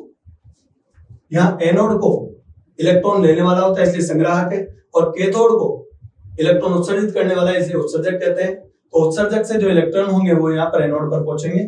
तो अधिकतम गतिज ऊर्जा के कुछ इलेक्ट्रॉन, ये प्रकाश विद्युत धारा है, यहाँ पे प्रकाश विद्युत धारा का अधिकतम मान बता सकते हैं, सिंपल आई लिख सकते हैं। 0 वोल्टेज पर अधिकतम गतिज ऊर्जा के कुछ इलेक्ट्रॉन धारा प्रवाहित करेंगे। वोल्टेज, धनात्मक वोल्टेज अप्लाई करोगे यहाँ पे तो ये धारा का मान बढ़ेगा, कुछ समय बाद में धारा नियत हो जाएगी। फिर हम द्विक परिवर्तक की सहायता से इनके कनेक्शन घुमा देते हैं और यहाँ पर एनोड पर ऋणात्मक वोल्टेज लगाएंगे। ऋणात्मक वोल्टेज लगाने पर प्रतिकर्षण के कारण धारा का मान कम होने लगेगा और इस विभव पर जाकर प्रकाश विद्युत धारा का मान 0 हो जाएगा। इसको हम निरोधी विभव कहते हैं, ये बताना जरूरी है यहाँ पे, निरोधी विभव। और एक से ज्यादा प्रैक्टिकल करेंगे तो आप इस प्रकार के ग्राफ वहां प्राप्त करेंगे। ये धारा I1 और ये धारा I2, एक बार धारा I1 नियत रखी, एक बार धारा I2 नियत रख के प्रैक्टिकल किया गया। तो ये विभव और प्रकाश विद्युत धारा के मध्य ग्राफ खींचना। अगला क्वेश्चन देखते हैं।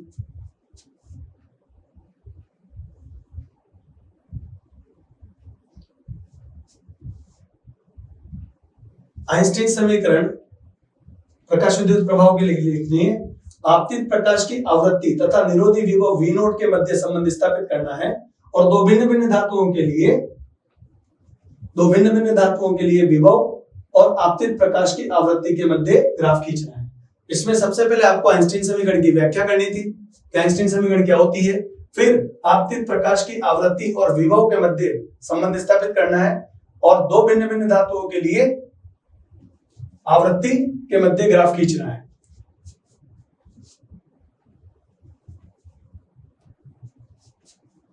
अब आइंस्टीन समीकरण क्या कहती है?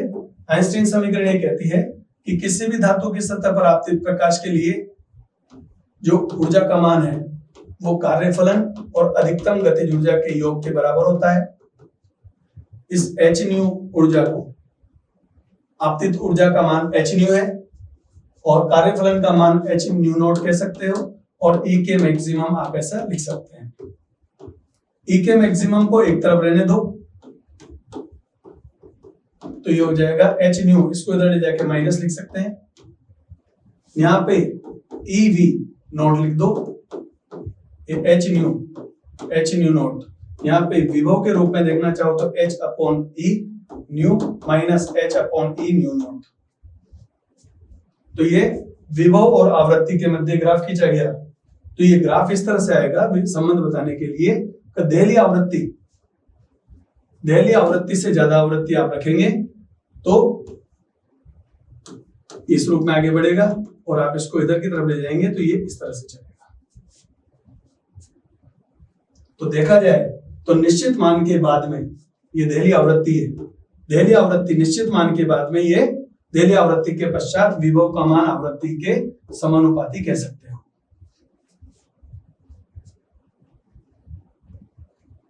ये वाली वैल्यू कब प्राप्त कर सकते हैं? जब हम ये कह रहे हैं कि एच न्यू जो आवृत्ति है, ऊर्जा है, वो किसके रूप में? कार्यफलन आप एच न्यू नोट इसको हटा दें और ये किसके रूप में लें? ऊर्जा के रूप में। तो यहाँ पे आवृत्ति का मान विभव के समानुपाती कह सकते हो। ये चीज हम इसमें एक्सप्लेन कर सकते थे, यहां तक लिखना था और ये ग्राफ आप बता सकते हैं। अगले क्वेश्चन पे आते हैं अपन।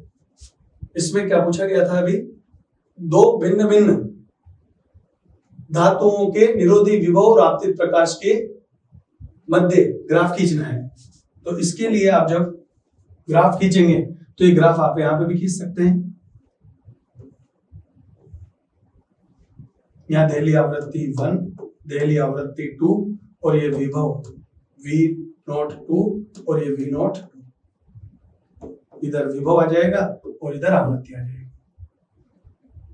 ये दो अलग अलग, यहाँ पे नाम दे दो A और B दे दो। ये यहाँ पे A दे दीजिए तो इसको नाम दे देंगे B। दो अलग अलग धातुओं के लिए आवृत्ति और विभव में संबंध, क्योंकि देहली आवृत्ति के पश्चात ही ये संबंध प्राप्त होता है। तो दो अलग अलग धातुओं के लिए ये संबंध आप बता सकते हैं। और जिन बच्चों ने रेगुलर क्लास अटेंड की है या निशान डिजिटल ऐप से लगातार पढ़ाई करी है, उन बच्चों को ये सभी कॉन्सेप्ट अपने रेगुलर क्लास की थ्योरी में मिले हैं। और आप लोगों को जो बुकलेट दी गई थी उसमें भी ये है, मैं भी आपको बताऊंगा वैसे ही पेपर में से कि ये जो क्वेश्चंस हम सोल्व कर रहे हैं ये हमारे पेपर में से और टेस्ट सीरीज में से कहां आए हैं, इसके लास्ट में एक्सप्लेनेशन भी करूंगा मैं। क्वेश्चन नंबर 17 देखते हैं।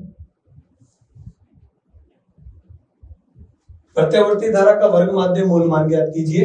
और प्रत्यावर्ती धारा परिपथ में सी धारिता वाले संधारित्र जुड़ा हुआ है, तो इस परिपथ में उत्पन्न संधारित्र प्रतिघात धारा व वोल्टता मतलब X और धारा और वोल्टता के बीच में कला संबंध प्राप्त करना है और परिपथ के लिए फेजर आरेख बनाना है। इसका दूसरा क्वेश्चन अनुनाद वाली स्थिति का है। तो पहले हम किसको तैयार करेंगे? 17वें क्वेश्चन को हम तैयार कर रहे हैं। तो प्रत्यावर्ती धारा का वर्ग माध्य मूल मान निकालना है और जब C जुड़ा हुआ हो तो इस अवस्था में धारा और वोल्टता के मध्य कला संबंध ज्ञात करना है और परिपथ के लिए फेजर डायग्राम बनाना है। तो इसको हम एक्सप्लेन करते हैं पहले 17वें क्वेश्चन को। 17वां क्वेश्चन हमने पढ़ लिया। 17वें क्वेश्चन में क्या कहा गया था कि अगर परिपथ में C जुड़ा हुआ है तो उस अवस्था में क्या कंडीशन होगी? अब आप इसको पहले समझें। अगर परिपथ में C जुड़ा हुआ है, ओनली C है, तो ये हम कह रहे हैं परिपथ में C जुड़ा हुआ है और ये वोल्टेज है, ये जो सप्लाई वोल्टेज है, ये हमारे घर में जो सप्लाई आ रही है V=V0 sin ओमेगा t आता है। और जब परिपथ में केवल C जुड़ा हुआ है उस अवस्था में धारा 90 डिग्री से आगे हो जाती है या वोल्टेज 90 डिग्री से पीछे हो जाएगा। तो यहाँ पे जो धारा है I0 sin omega t plus 90 degree हो जाता है। ये कब है? इस तरह से। इसको प्रूव करने के लिए I=dq/dt लगाते हैं। इसके लिए धारा आवेश में परिवर्तन की दर के बराबर लेके चल रहे हैं। इसको आप C भी लिख सकते हो और C को नियत मानते हुए d/dt जो सप्लाई वोल्टेज है V0 sin ओमेगा t है। यहां पे हमने C लिख दिया। V0 नियत पद है, बाहर आ गया।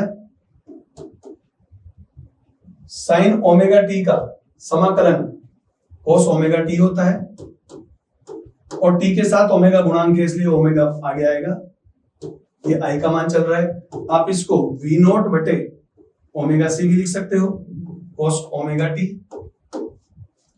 1/ओमेगा C को XC लिखा जा सकता है। ये 1/ओमेगा C लिख दीजिए। ये V0 हो गया। इसको साइन थीटा प्लस 90 लिख दो, 90 डिग्री। और यहाँ पे V0/XC लिख दो। आगे बढ़ा रहा हूं। I=V0/XC लिखा, sine omega t plus 90 degree. तो यहाँ पे इसको वोल्टेज बटे प्रतिघात, ये हमारे पास हो गया धारा sine omega T plus 90 degree. तो इस वोल्टेज की तुलना में एक बार वापस बता दूं, V बराबर V not sine omega T प्रत्यावर्ती वोल्टा सप्लाई है, I बराबर I not sine omega T plus 90 होना चाहिए समीकरण 1, और समीकरण 2 की तुलना करोगे तो धारा 90 डिग्री आगे चलती है इसमें। इसको प्रूव करने के लिए यहाँ पर dq बटा dt, आवेश का मान c भी रख सकते थे, यहाँ पर c का मान V not sine omega T रखा, c और V नॉट आगे आ गया, साइन का अवकलन कोस होता है और ओमेगा गुणांक में आएगा इधर नियत मान के, क्योंकि t के सापेक्ष अवकलन कर रहे हैं हम, तो इसलिए ओमेगा गुणा बन जाएगा 1 अपॉन ओमेगा सी। बनाओ 1 अपॉन ओमेगा सी को xc लिख सकते हो, तो V नॉट अपॉन xc आगे जाके क्या हो गया, धारा हो जाएगी। धारा, ये धारा का वोल्टेज का, ये वोल्टेज बटा प्रतिरोध का अनुपात है, ये ध्यान देना, वोल्टेज बटा धारितीय प्रतिघात का अनुपात धारा बन गया, I बराबर I not sine omega T plus 90 degree हो गया। तो हमने इस क्वेश्चन का हुआ कि ओनली C जुड़ा हुआ है, उस अवस्था में वोल्टा और धारा के बीच में कला कोण कितना होगा, 90 डिग्री। अब हमसे इसका पूछा है फेजर डायग्राम, तो जब परिपथ में केवल C जुड़ा हुआ हो उस अवस्था में इसका फेजर डायग्राम ऐसे में बनाते हैं, x अक्ष y अक्ष लिखा, यहाँ पे V और I लिख सकते हो। सबसे पहले आप क्या बनाओगे, V बनाएंगे, ये x अक्ष से कितना एंगल बनाएगा, ओमेगा टी एंगल बनाएगा। धारा 90 डिग्री आगे है, धारा 90 डिग्री आगे है, मतलब यहां बनानी है आपको।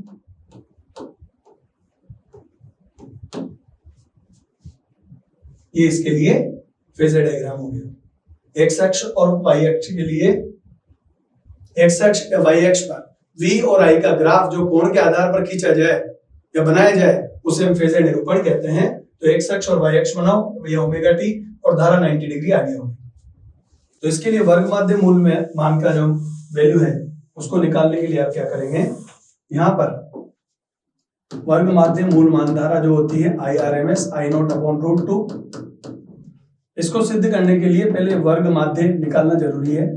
वर्ग माध्य I not sine omega T का स्क्वायर करोगे, 0 से t लिमिट लगाओगे पूर्ण चक्र के लिए, और t माइनस 0 धारा का वर्ग करना है, 0 से t लिमिट लगानी है पूर्ण चक्र के लिए, और जो लिमिट लगाओगे उसके अंतर का अनुपात नीचे रखना है। यहाँ पे I नॉट का स्क्वायर आगे आ जाएगा, समाकलन करना रहेगा साइन स्क्वायर ओमेगा टी का 0 से t तक, और यहाँ पे t।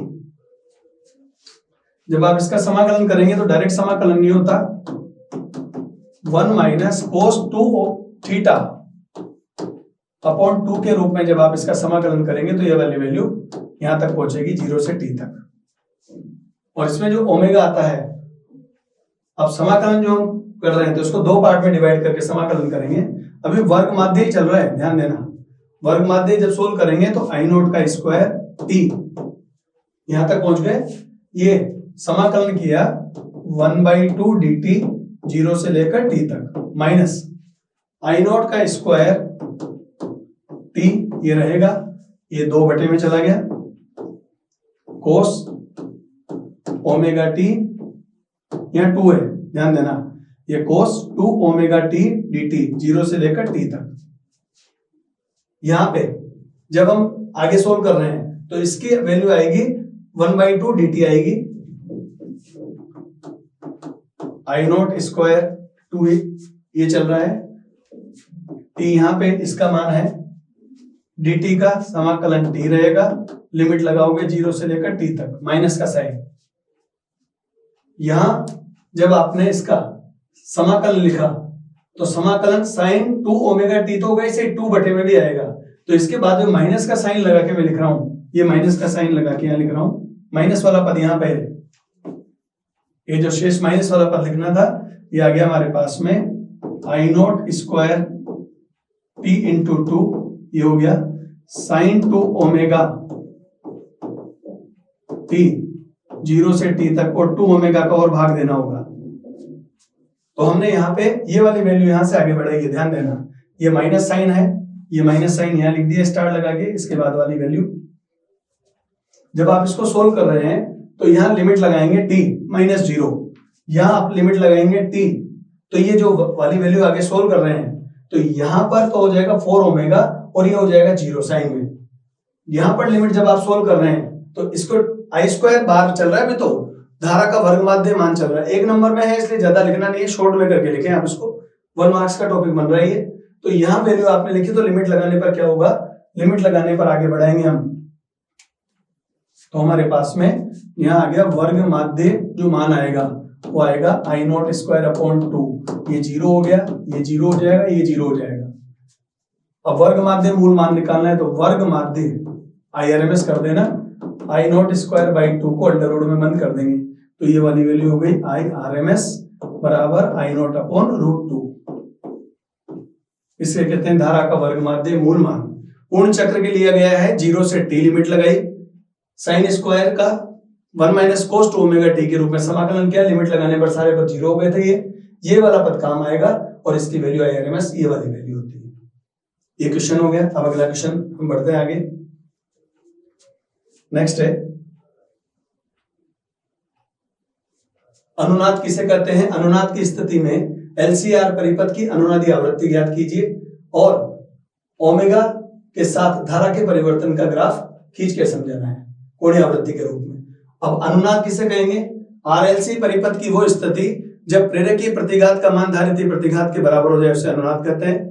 प्रतिबाधा न्यूनतम होती है, धारा का मान अधिकतम होता है, इसको हम अनुनाद कहते हैं। एलसीआर परिपथ में अनुनादी आवृत्ति ज्ञात करनी है और कोणीय आवृत्ति ओमेगा और धारा में परिवर्तन, धारा के परिवर्तन का ग्राफ अपने को इसमें खींचना है। तो हम इसको सोल्व करते हैं। आरएलसी परिपथ जो है, आरएलसी परिपथ के लिए अनुनाद कौन सी पोजीशन कहलाएगी, जब प्रेरकीय प्रतिघात का मान धारितीय प्रतिघात के बराबर हो जाता है, उस अवस्था में प्रतिबाधा न्यूनतम जेड मिनिमम और आई मैक्सिमम हो जाती है। इस घटना को हम कहते हैं अनुनाद।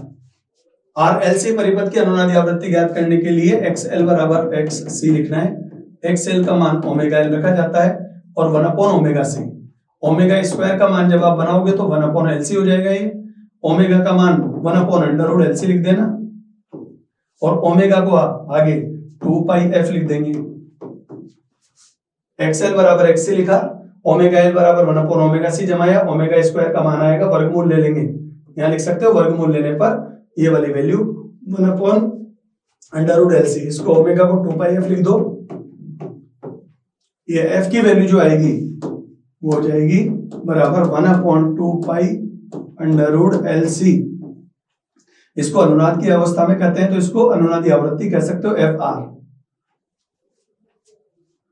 तो हमसे पूछा गया था इस क्वेश्चन में अनुनाद क्या होगा, जब आरएलसी परिपथ में प्रेरकीय प्रतिघात का मान धारितीय प्रतिघात के बराबर हो जाए उसे अनुनादी अवस्था कहते हैं और ये अनुनाद की अवस्था में आवृत्ति आ गई। अब इसमें भी पूछा है कि कोणीय आवृत्ति ओमेगा और इसके धारा के बीच में ग्राफ, तो हमने जो आवृत्ति का ग्राफ खींचा था अनुनाद की अवस्था में ग्राफ ऐसा आता है, यहाँ पे धारा मैक्सिमम होती है, यहाँ FR होता है और यहाँ पे F1 और F2 मानते हैं। अब आप यहाँ पे क्या कर दो, 2 पाई f से गुणा कर देना, ये वाले सारी वैल्यू 2 पाई f से गुणा करेंगे तो ये ओमेगा 1 ओमेगा 2 हो जाएगा और ये धारा का मान यहाँ पर ये वाली वैल्यू हो जाएगी। तो आप यहाँ ओमेगा 1 ओमेगा 2 लिख सकते हैं और यहाँ पर इसको इससे समझा सकते हैं, ओमेगा 2 हो गया और यहाँ ओमेगा 1 लिख सकते हैं, 2 पाई से मल्टीप्लाई करके ये ग्राफ आप इसमें बना सकते हैं। ओमेगा 1 ओमेगा 2 का ग्राफ धारा के बीच में, ये अर्धशक्ति बिंदु भी कहलाता है। धारा का मान आई नॉट अपॉन रूट 2 यहाँ पर होता है। ऐसा ग्राफ आप लोगों को बनाना था। अगला क्वेश्चन देखते हैं।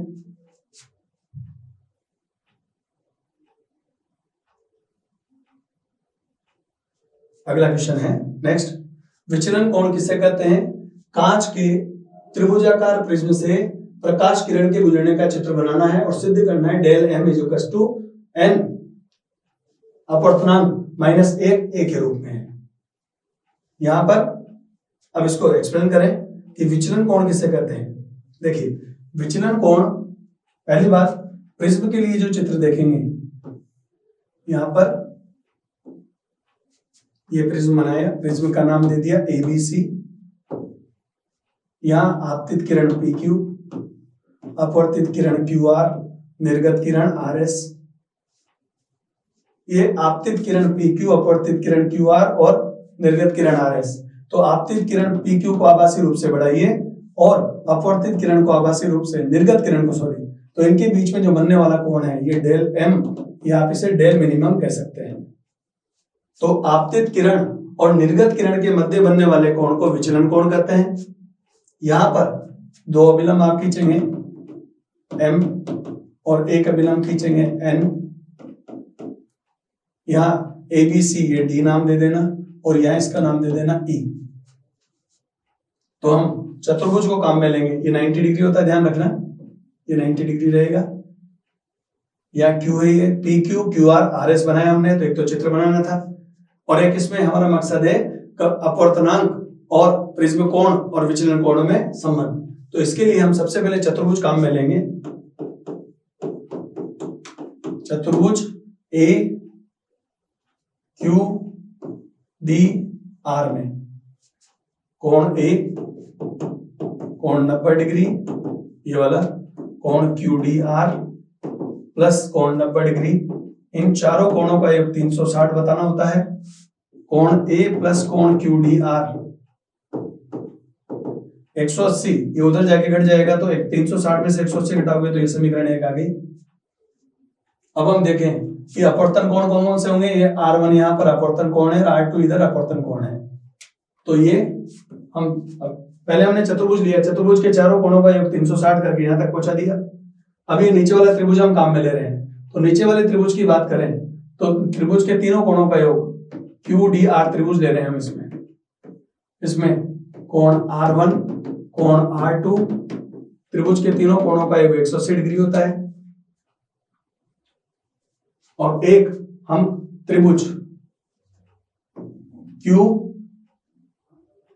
QER काम में लेंगे। इसमें एक बहिष कोण का मान, अब एक बहिष कोण ये वाला है डेल, ठीक, इसको DB कह सकते हैं हम, जो यहां पे लिखा है इसको आप DB ले सकते हैं। एक बहिष कोण का मान दो अंतःकोण, सर दो अंतःकोण कैसे होंगे, यहाँ कोण I है और यहाँ कोण E है, यहाँ आपतन कोण है और ये निर्गत कोण है, तो ये वाला हो जाएगा I माइनस R1 और ये कोण हो जाएगा निर्गत कोण माइनस कोण R2। ये वाले कोण है, ये वाला कोण I माइनस R1 और ये वाला कोण E माइनस R2, ये वाला, ये कोण I माइनस R1 है और ये वाला जो एंगल है कोण E माइनस कोण R2 है। यहां से ये जो डेल की वैल्यू आई है हमारे पास, कोण I प्लस कोण E कोण R1 माइनस कोण R2 एक साथ लिख देना। समीकरण 3 से अब ये देखो, समीकरण 1 हमारे पास, ये समीकरण 2, समीकरण 3 आप इसको नाम दे दो। अब हम इसको अगर कंपेयर करें, अच्छा कि सर इसका मान चेंज कर सकते हैं, समीकरण 2 से इसको R1 R2 जो है कंपेयर करें तो यहां पर देखिए ये वाली वैल्यू, इसमें इस जगह पर यहां पर कोण A कोण QDR 180 डिग्री था, यहाँ R1 R2 और QDR प्लस, यहाँ थोड़ा सा चेंज करना है, प्लस कोण QDR है जो कस टू 180 डिग्री करना था, समीकरण 2 है। समीकरण 1 और 2 को कंपेयर करेंगे तो समीकरण 3 बीच में बनाई जा सकती थी, इसको मैं यहां लिख रहा हूं, कोण R1 कोण R2 कहीं जरूरत हो तो आप इसको कोण A लिख सकते हैं। इससे समीकरण 1 और 2 के कंपैरिजन से यहाँ पे चतुर्भुज लिया पहले, इससे ये बना, एक त्रिभुज लिया ये वाला, इसका अक्षिक तीनों कोणों का योग 180 डिग्री किया और इससे कंपेयर करके समीकरण 3 बना दी हमने। आप इसको जब समीकरण 3 बीच में बन चुकी है तो इसको समीकरण 4 लिखना, फिर आप यहाँ पे इसको समीकरण 4 लिखेंगे। इससे क्या फायदा होगा, समीकरण 3 की वैल्यू R1 R2 की वैल्यू A के रूप में जमा सकते हो आप। तो यहां पर हमारे पास में क्या आ गया, angle D is equal to angle I plus angle E minus angle A, ये समीकरण 4 बन गई। अब हम समीकरण 4 को काम में लें, ठीक है। और समीकरण 3 को काम में लें, कौन सी स्थिति में? न्यूनतम विचलन की अवस्था में। अब न्यूनतम विचलन की अवस्था में क्या होता है, देखिए एक बार मैं फिर समझा दूं, इसको एक्सप्लेन कर दूं। ये सबसे पहले आपने प्रिज्म बना लिया, इसका प्रिज्म कोण भी देते हैं ए, ठीक। यहाँ पे P Q Q R R S बना दिया, इसको आभासी रूप से मिलाए तो ये यहाँ से विचलन कोण प्राप्त हो गया। ये क्यू डी आर है और ये यहाँ पे क्यू ई, ये ई है प्रतिच्छेद बिंदु, तो यहाँ पर ये बन जाएगा क्यू ई आर। एक बार आप चतुर्भुज काम में लेंगे, एक बार त्रिभुज काम में लेंगे और एक बहिष्कोण का मान, एक बहिष्कोण का मान दोनों कोणों के योग के बराबर लेंगे तो समीकरण 4 मिल गई। अब हम समीकरण 4 को काम में ले पहले, सबसे पहले पर न्यूनतम विचलन की अवस्था में ये चीज आपको जोड़नी पड़ेगी। यहाँ पे न्यूनतम विचलन की अवस्था में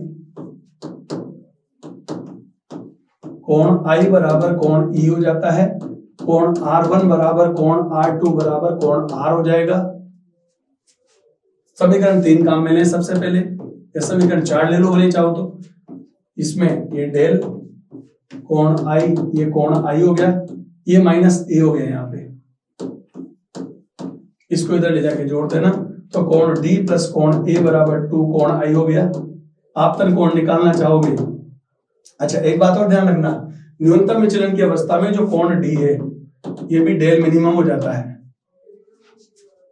ठीक। इस प्रकार से ये कोण I निकालोगे तो ये D की जगह डेल मिनिमम हो गया और ये कोण A, कोण I बराबर हो गया हमारे पास में डेल M प्लस कोण A बटा 2 हो गया आपतन कोण। समीकरण 4 की जगह समीकरण 3 अब काम में लेंगे। समीकरण 4 से तो हमें ये मिला कि इसको तो हमने यहाँ पे I और I लिख दिया, 2I हो गया, ये वाली वैल्यू इधर जाके प्लस में हो गई। कोण I बराबर हो गया हमारे पास में डेल की जगह डेल मिनिमम, डी मिनिमम मतलब, और ये कोण A आपतन कोण हो गया, कहने का मतलब आपतन कोण निकाल दिया आपने। समीकरण 3 से कोण A बराबर कोण 2R हो गया, तो कोण R बराबर निकाल सकते हो A/2। आपने आपतन कोण निकाल लिया, अपवर्तन कोण निकाल लिया, स्नेल का नियम लगा सकते हैं आगे, हमने स्नेल का नियम लगाया, n बराबर साइन I बटे साइन R, यहाँ पे A प्लस डेल M बटा 2 आपतन कोण का मान रख दिया, यहाँ R का मान रख दिया कोण A बटा 2,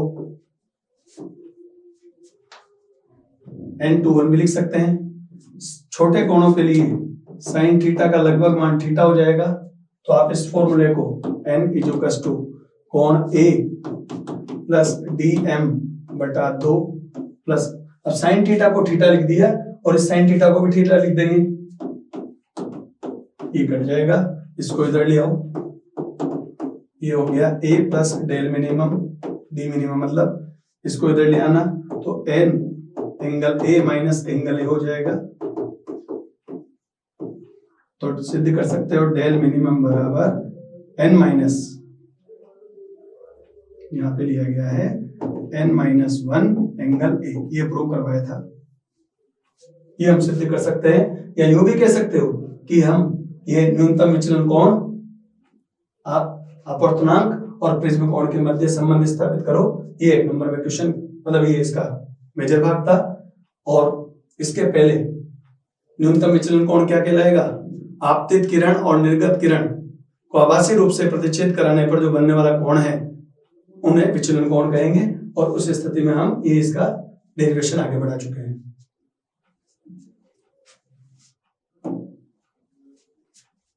नेक्स्ट अगला क्वेश्चन देखते हैं। अगला क्वेश्चन देखें आप,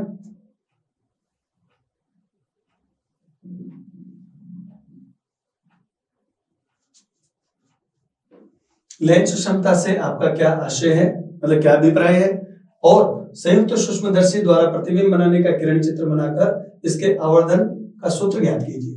यह है, तो सबसे पहले हमसे पूछा है कि लेंस क्षमता क्या होती है। किसी भी लेंस के लिए फोकस दूरी के व्युत्क्रम को लेंस क्षमता या लेंस शक्ति कहते हैं किसी भी लेंस के लिए फोकस दूरी के व्युत्क्रम को लेंस क्षमता कहते हैं और इसे डायप्टर में मापते हैं। इसका मात्रक क्या होगा? डायप्टर होगा। और उत्तल लेंस के लिए धनात्मक और अवतल लेंस के लिए ऋणात्मक ये कह सकते हो। अब इसमें पूछा गया संयुक्त सूक्ष्मदर्शी के द्वारा प्रतिबिंब बनाने का किरण चित्र और उसके लिए आवर्धन का सूत्र बनाना है। तो हम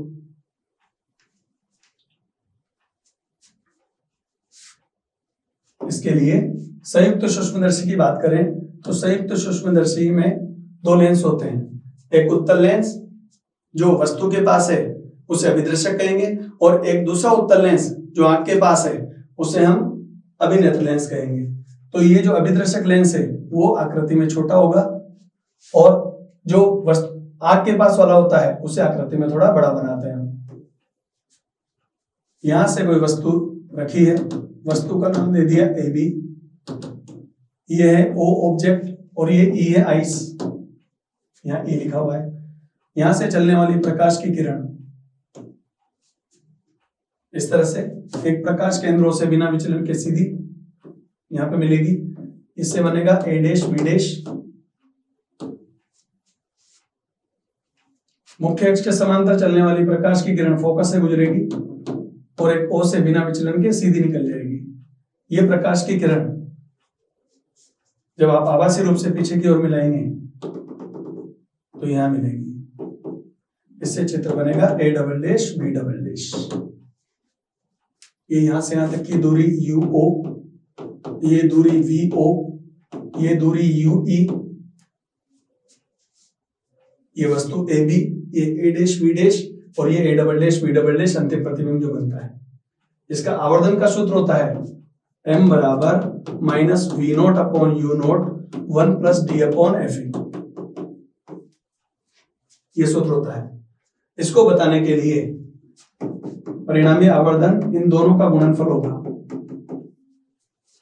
एक अभिदर्शक लेंस की आवर्धन क्षमता गुणा अभिनेत्र लेंस के लिए आवर्धन क्षमता। यहाँ आंख भी बना सकते हैं आप, इधर ये आंख बना दीजिए, ये बना दिया। इसका अभिदर्शक लेंस के लिए minus V naught upon U naught, प्रतिबिंब का आकार ऊपर बटे वस्तु का आकार इनटू एक साधारण सूक्ष्मदर्शी के लिए एम ई का मान ही होता है ये आवर्धन क्षमता का मान हो गया। तो हमारे क्वेश्चन में क्या पूछा गया था? लेंस शक्ति किसे कहते हैं? फोकस दूरी के व्युत्क्रम को लेंस शक्ति कहा गया, लेंस क्षमता। और संयुक्त सूक्ष्मदर्शी के लिए किरण चित्र बनाना है। यहाँ पे आप इनकी व्याख्या भी कर सकते हैं। यूओ अभिदर्शक लेंस से वस्तु की दूरी, वीओ अभिदर्शक लेंस से प्रथम प्रतिबिंब की दूरी और A double dash B double dash अंतिम प्रतिबिंब जो आभासी रूप से बनेगा और m बराबर आवर्धन क्षमता जो अभिदर्शक लेंस और अभिनेत्र लेंस के लिए दोनों की आवर्धन क्षमताओं का गुणनफल है। इससे हमने कंप्लीट कर लिया। तो हमारा क्वेश्चन क्या चल रहा था? हमारा क्वेश्चन ये चल रहा था, हमारा क्वेश्चन क्या चला? हमारा क्वेश्चन था लेंस क्षमता से आपका क्या आशय है और संयुक्त सूक्ष्मदर्शी द्वारा प्रतिबिंब बनाने का किरण चित्र बनाना है और इसके आवर्धन का सूत्र ज्ञात करना है। यह हमने इस प्रकार से राजस्थान बोर्ड 2025 जो फिजिक्स का पेपर हुआ है उसका सॉल्यूशन कंप्लीट किया। अब मैंने आपको अभी ये पेपर सोल्व करवाया और हमने जो निशान की टेस्ट सीरीज के पेपर लिए थे और जो बुकलेट हमने दी थी बच्चों को, ये बुकलेट है निशान कोचिंग की। और इस प्रकार से ये माइनर मेजर पेपर है कोचिंग के। ये पेपर हमने जो टेस्ट सीरीज में लिए थे, नवंबर को टेस्ट सीरीज स्टार्ट कर दी थी, उनके पेपर के बारे में कि कहां से कितना आया है ये मैं आपको बताना चाह रहा हूं। सबसे पहले हम बात करें कि ये क्वेश्चन किस प्रकार के हैं। तो पहला जो आया है मैं लिख भी देता हूं और बच्चे जो रेगुलर पढ़ रहे हैं निशान डिजिटल ऐप में या जो रेगुलर निशान क्लासेस कोटा के ऑफलाइन क्लासेस में पढ़े हैं तो वो पूरा पेपर करके आए होंगे, मुझे विश्वास है। और ये जो क्वेश्चन आए हैं, जैसे पहला क्वेश्चन है वो बुकलेट में क्वेश्चन ही दिया हुआ है, मैं आपको बताऊं तो पहला क्वेश्चन जो पहले का पहला पार्ट है आपका वो बुकलेट पेज नंबर 22 पर क्वेश्चन दे रखा है। पहला क्वेश्चन है। सेकंड क्वेश्चन, पहले का सेकंड, बुकलेट जिन बच्चों ने पढ़ी होगी निशान क्लासेस की, उसके लिए ये क्वेश्चन है पेज नंबर 17 पे। उसमें डिस्टेंस यहां पर 2r की हुई है, वहां डिस्टेंस हमने 4r करके पूछा हुआ है। बाकी क्वेश्चन इजी है।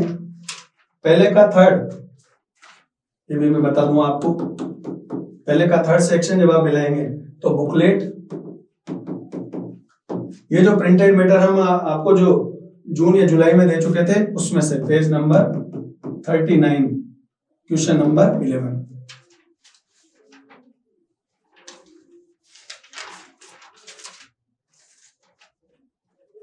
पहले का 9th जो है वो बुकलेट में जो लघुत्रात्मक क्वेश्चन है, छोटे क्वेश्चन, उनमें दिया हुआ है। पहले का 10th वाला सेक्शन बुकलेट पेज नंबर 180 निकालेंगे, 118 मतलब 118, उस पे पहले का 11 वाला सेक्शन देखेंगे जो टाइप का फोकस दूरी वाला। तो ये टेस्ट सीरीज में P3 का जो पेपर लिया है उसका क्वेश्चन नंबर 18, जो निशान टेस्ट सीरीज हुई थी जो 6 नवंबर से स्टार्ट की गई थी, उसका P3 का 18 क्वेश्चन है, 18 नंबर का क्वेश्चन।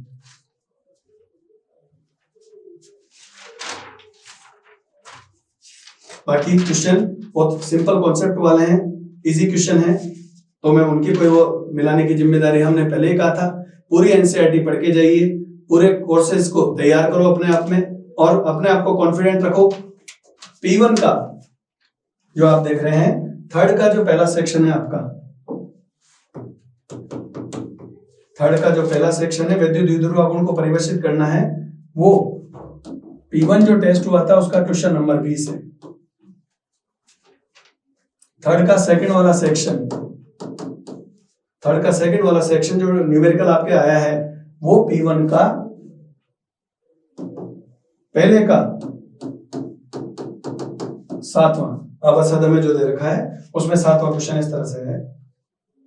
ठीक है, नेक्स्ट क्वेश्चन, ये जो थर्ड का 6th एकल झिल्ली विवर्तन के द्वारा मेजर जो पेपर हुआ है आपका, उस मेजर पेपर का क्वेश्चन नंबर, मेजर का question number 12,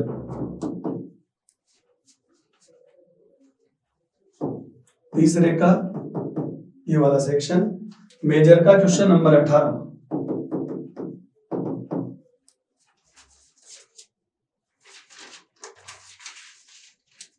fourth question numerical है, जो आपको रेगुलर नोट्स दिखाए गए E = 2 के लेमडा अपॉन R, वहां पे बताया भी था ट्रिक से सोल्व करना है और लेमडा की वैल्यू R की वैल्यू पूछ सकते हैं, ऐसा न्यूमेरिकल है। क्वेश्चन नंबर 6 आपके पेपर का question number 6 booklet page number 28 question number first, जो क्वेश्चन आंसर दे रखे हैं उसका क्वेश्चन नंबर फर्स्ट।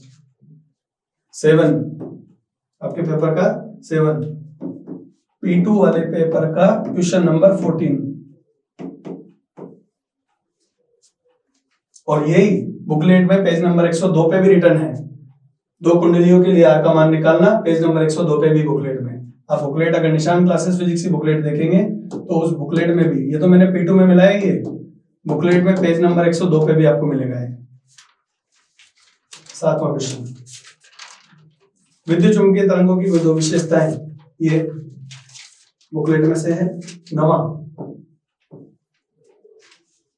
सोल्व किया हमने। और ये जो क्वेश्चन है बुकलेट में जो दे रखा है वहां 5000 की जगह दे रखा था 6000 एंगस्ट्रॉम के हिसाब से, और थोड़ा चेंज आया है। वहां कांच के लिए हमने भेजा था, वायु से कांच में, यहाँ पर जल के लिए है, तो ये न्यूमेरिकल आप कर सकते थे। 10वां क्वेश्चन, ये प्रैक्टिस क्वेश्चन बताया था, 9वां क्वेश्चन जो था ये प्रैक्टिस क्वेश्चन है। 10वां बुकलेट में, आप बुकलेट जो बच्चे पढ़ के गए हैं उनका पेपर शानदार गया होगा। पेज नंबर 169 पे क्वेश्चन नंबर जो 2 दे रखा है वो है ये। 11वां क्वेश्चन आगे देखते हैं। P4 वाला जो पेपर हुआ था उसका क्वेश्चन नंबर 17 और जो बाकी इसका भाग है क्वेश्चन नंबर 19। P4 का क्वेश्चन नंबर 17 और क्वेश्चन नंबर 19 मतलब 19 सॉरी, दोनों को मिला लेंगे तो ये रदरफोर्ड मॉडल के लिए ये जो क्वेश्चन पूछा है त्रिज्या और कुल ऊर्जा की गणना वाला P4 टेस्ट सीरीज का जो P4 वाला पेपर हुआ फिजिक्स 4 उसमें से है। क्वेश्चन नंबर 12 P4 का ही क्वेश्चन नंबर 12 मिला लीजिए। 12 क्वेश्चन बता चुका हूं मैं। इसके बाद 13वें नंबर का क्वेश्चन जो है वो बुकलेट में, इसीलिए आपको स्टडी मटेरियल देते हैं कि आप उसको पढ़ें। पेज नंबर 239 पे क्वेश्चन नंबर 1 अपने बुकलेट में पेज नंबर 239 पे क्वेश्चन नंबर 1 है। इसके बाद नेक्स्ट है 13वां क्वेश्चन हो गया। 14th क्वेश्चन नंबर 14 बुकलेट में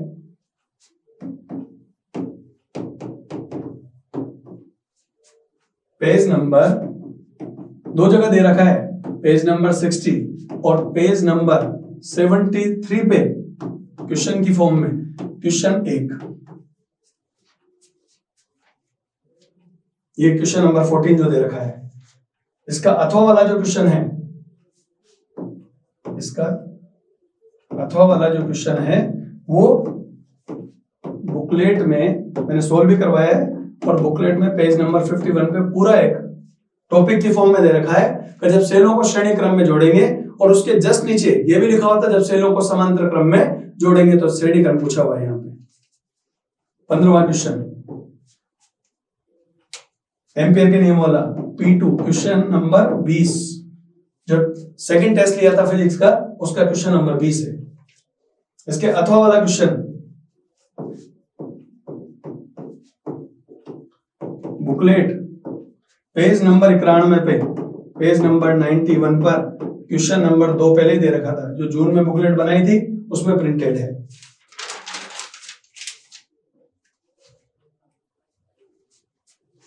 क्वेश्चन नंबर 16 क्वेश्चन नंबर 16 है P4 का इत्तेफाक से क्वेश्चन नंबर 16 ही है। निशान टेस्ट सीरीज के P4 वाले टेस्ट का क्वेश्चन नंबर 16। इसके अथवा वाला भी, इसका जो अथवा है 16वें का अथवा वो भी P4 का ही है। 17वां क्वेश्चन प्रतिवर्ती धारा के वर्ग माध्य मोल P3 का क्वेश्चन नंबर 19 और 17वें का अथवा जो है मेजर पेपर क्वेश्चन नंबर 20 और 18 जो लास्ट क्वेश्चन आया बोर्ड का मेजर पेपर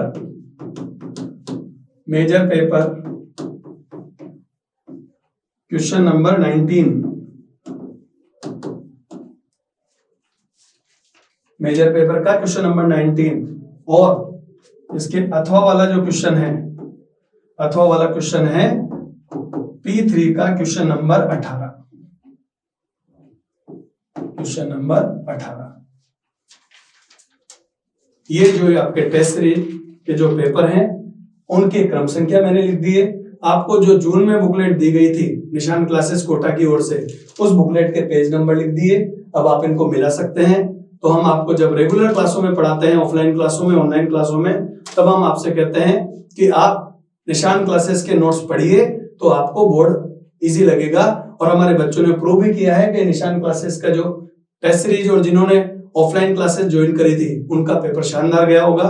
तो मैं सभी बच्चों के लिए, ये नहीं कि निशान क्लासेस के, मैं राजस्थान बोर्ड में बैठने वाले सभी बच्चों को ये बधाई देता हूं कि वो पेपर बढ़िया करके आए होंगे और उनका परिणाम अच्छा रहेगा।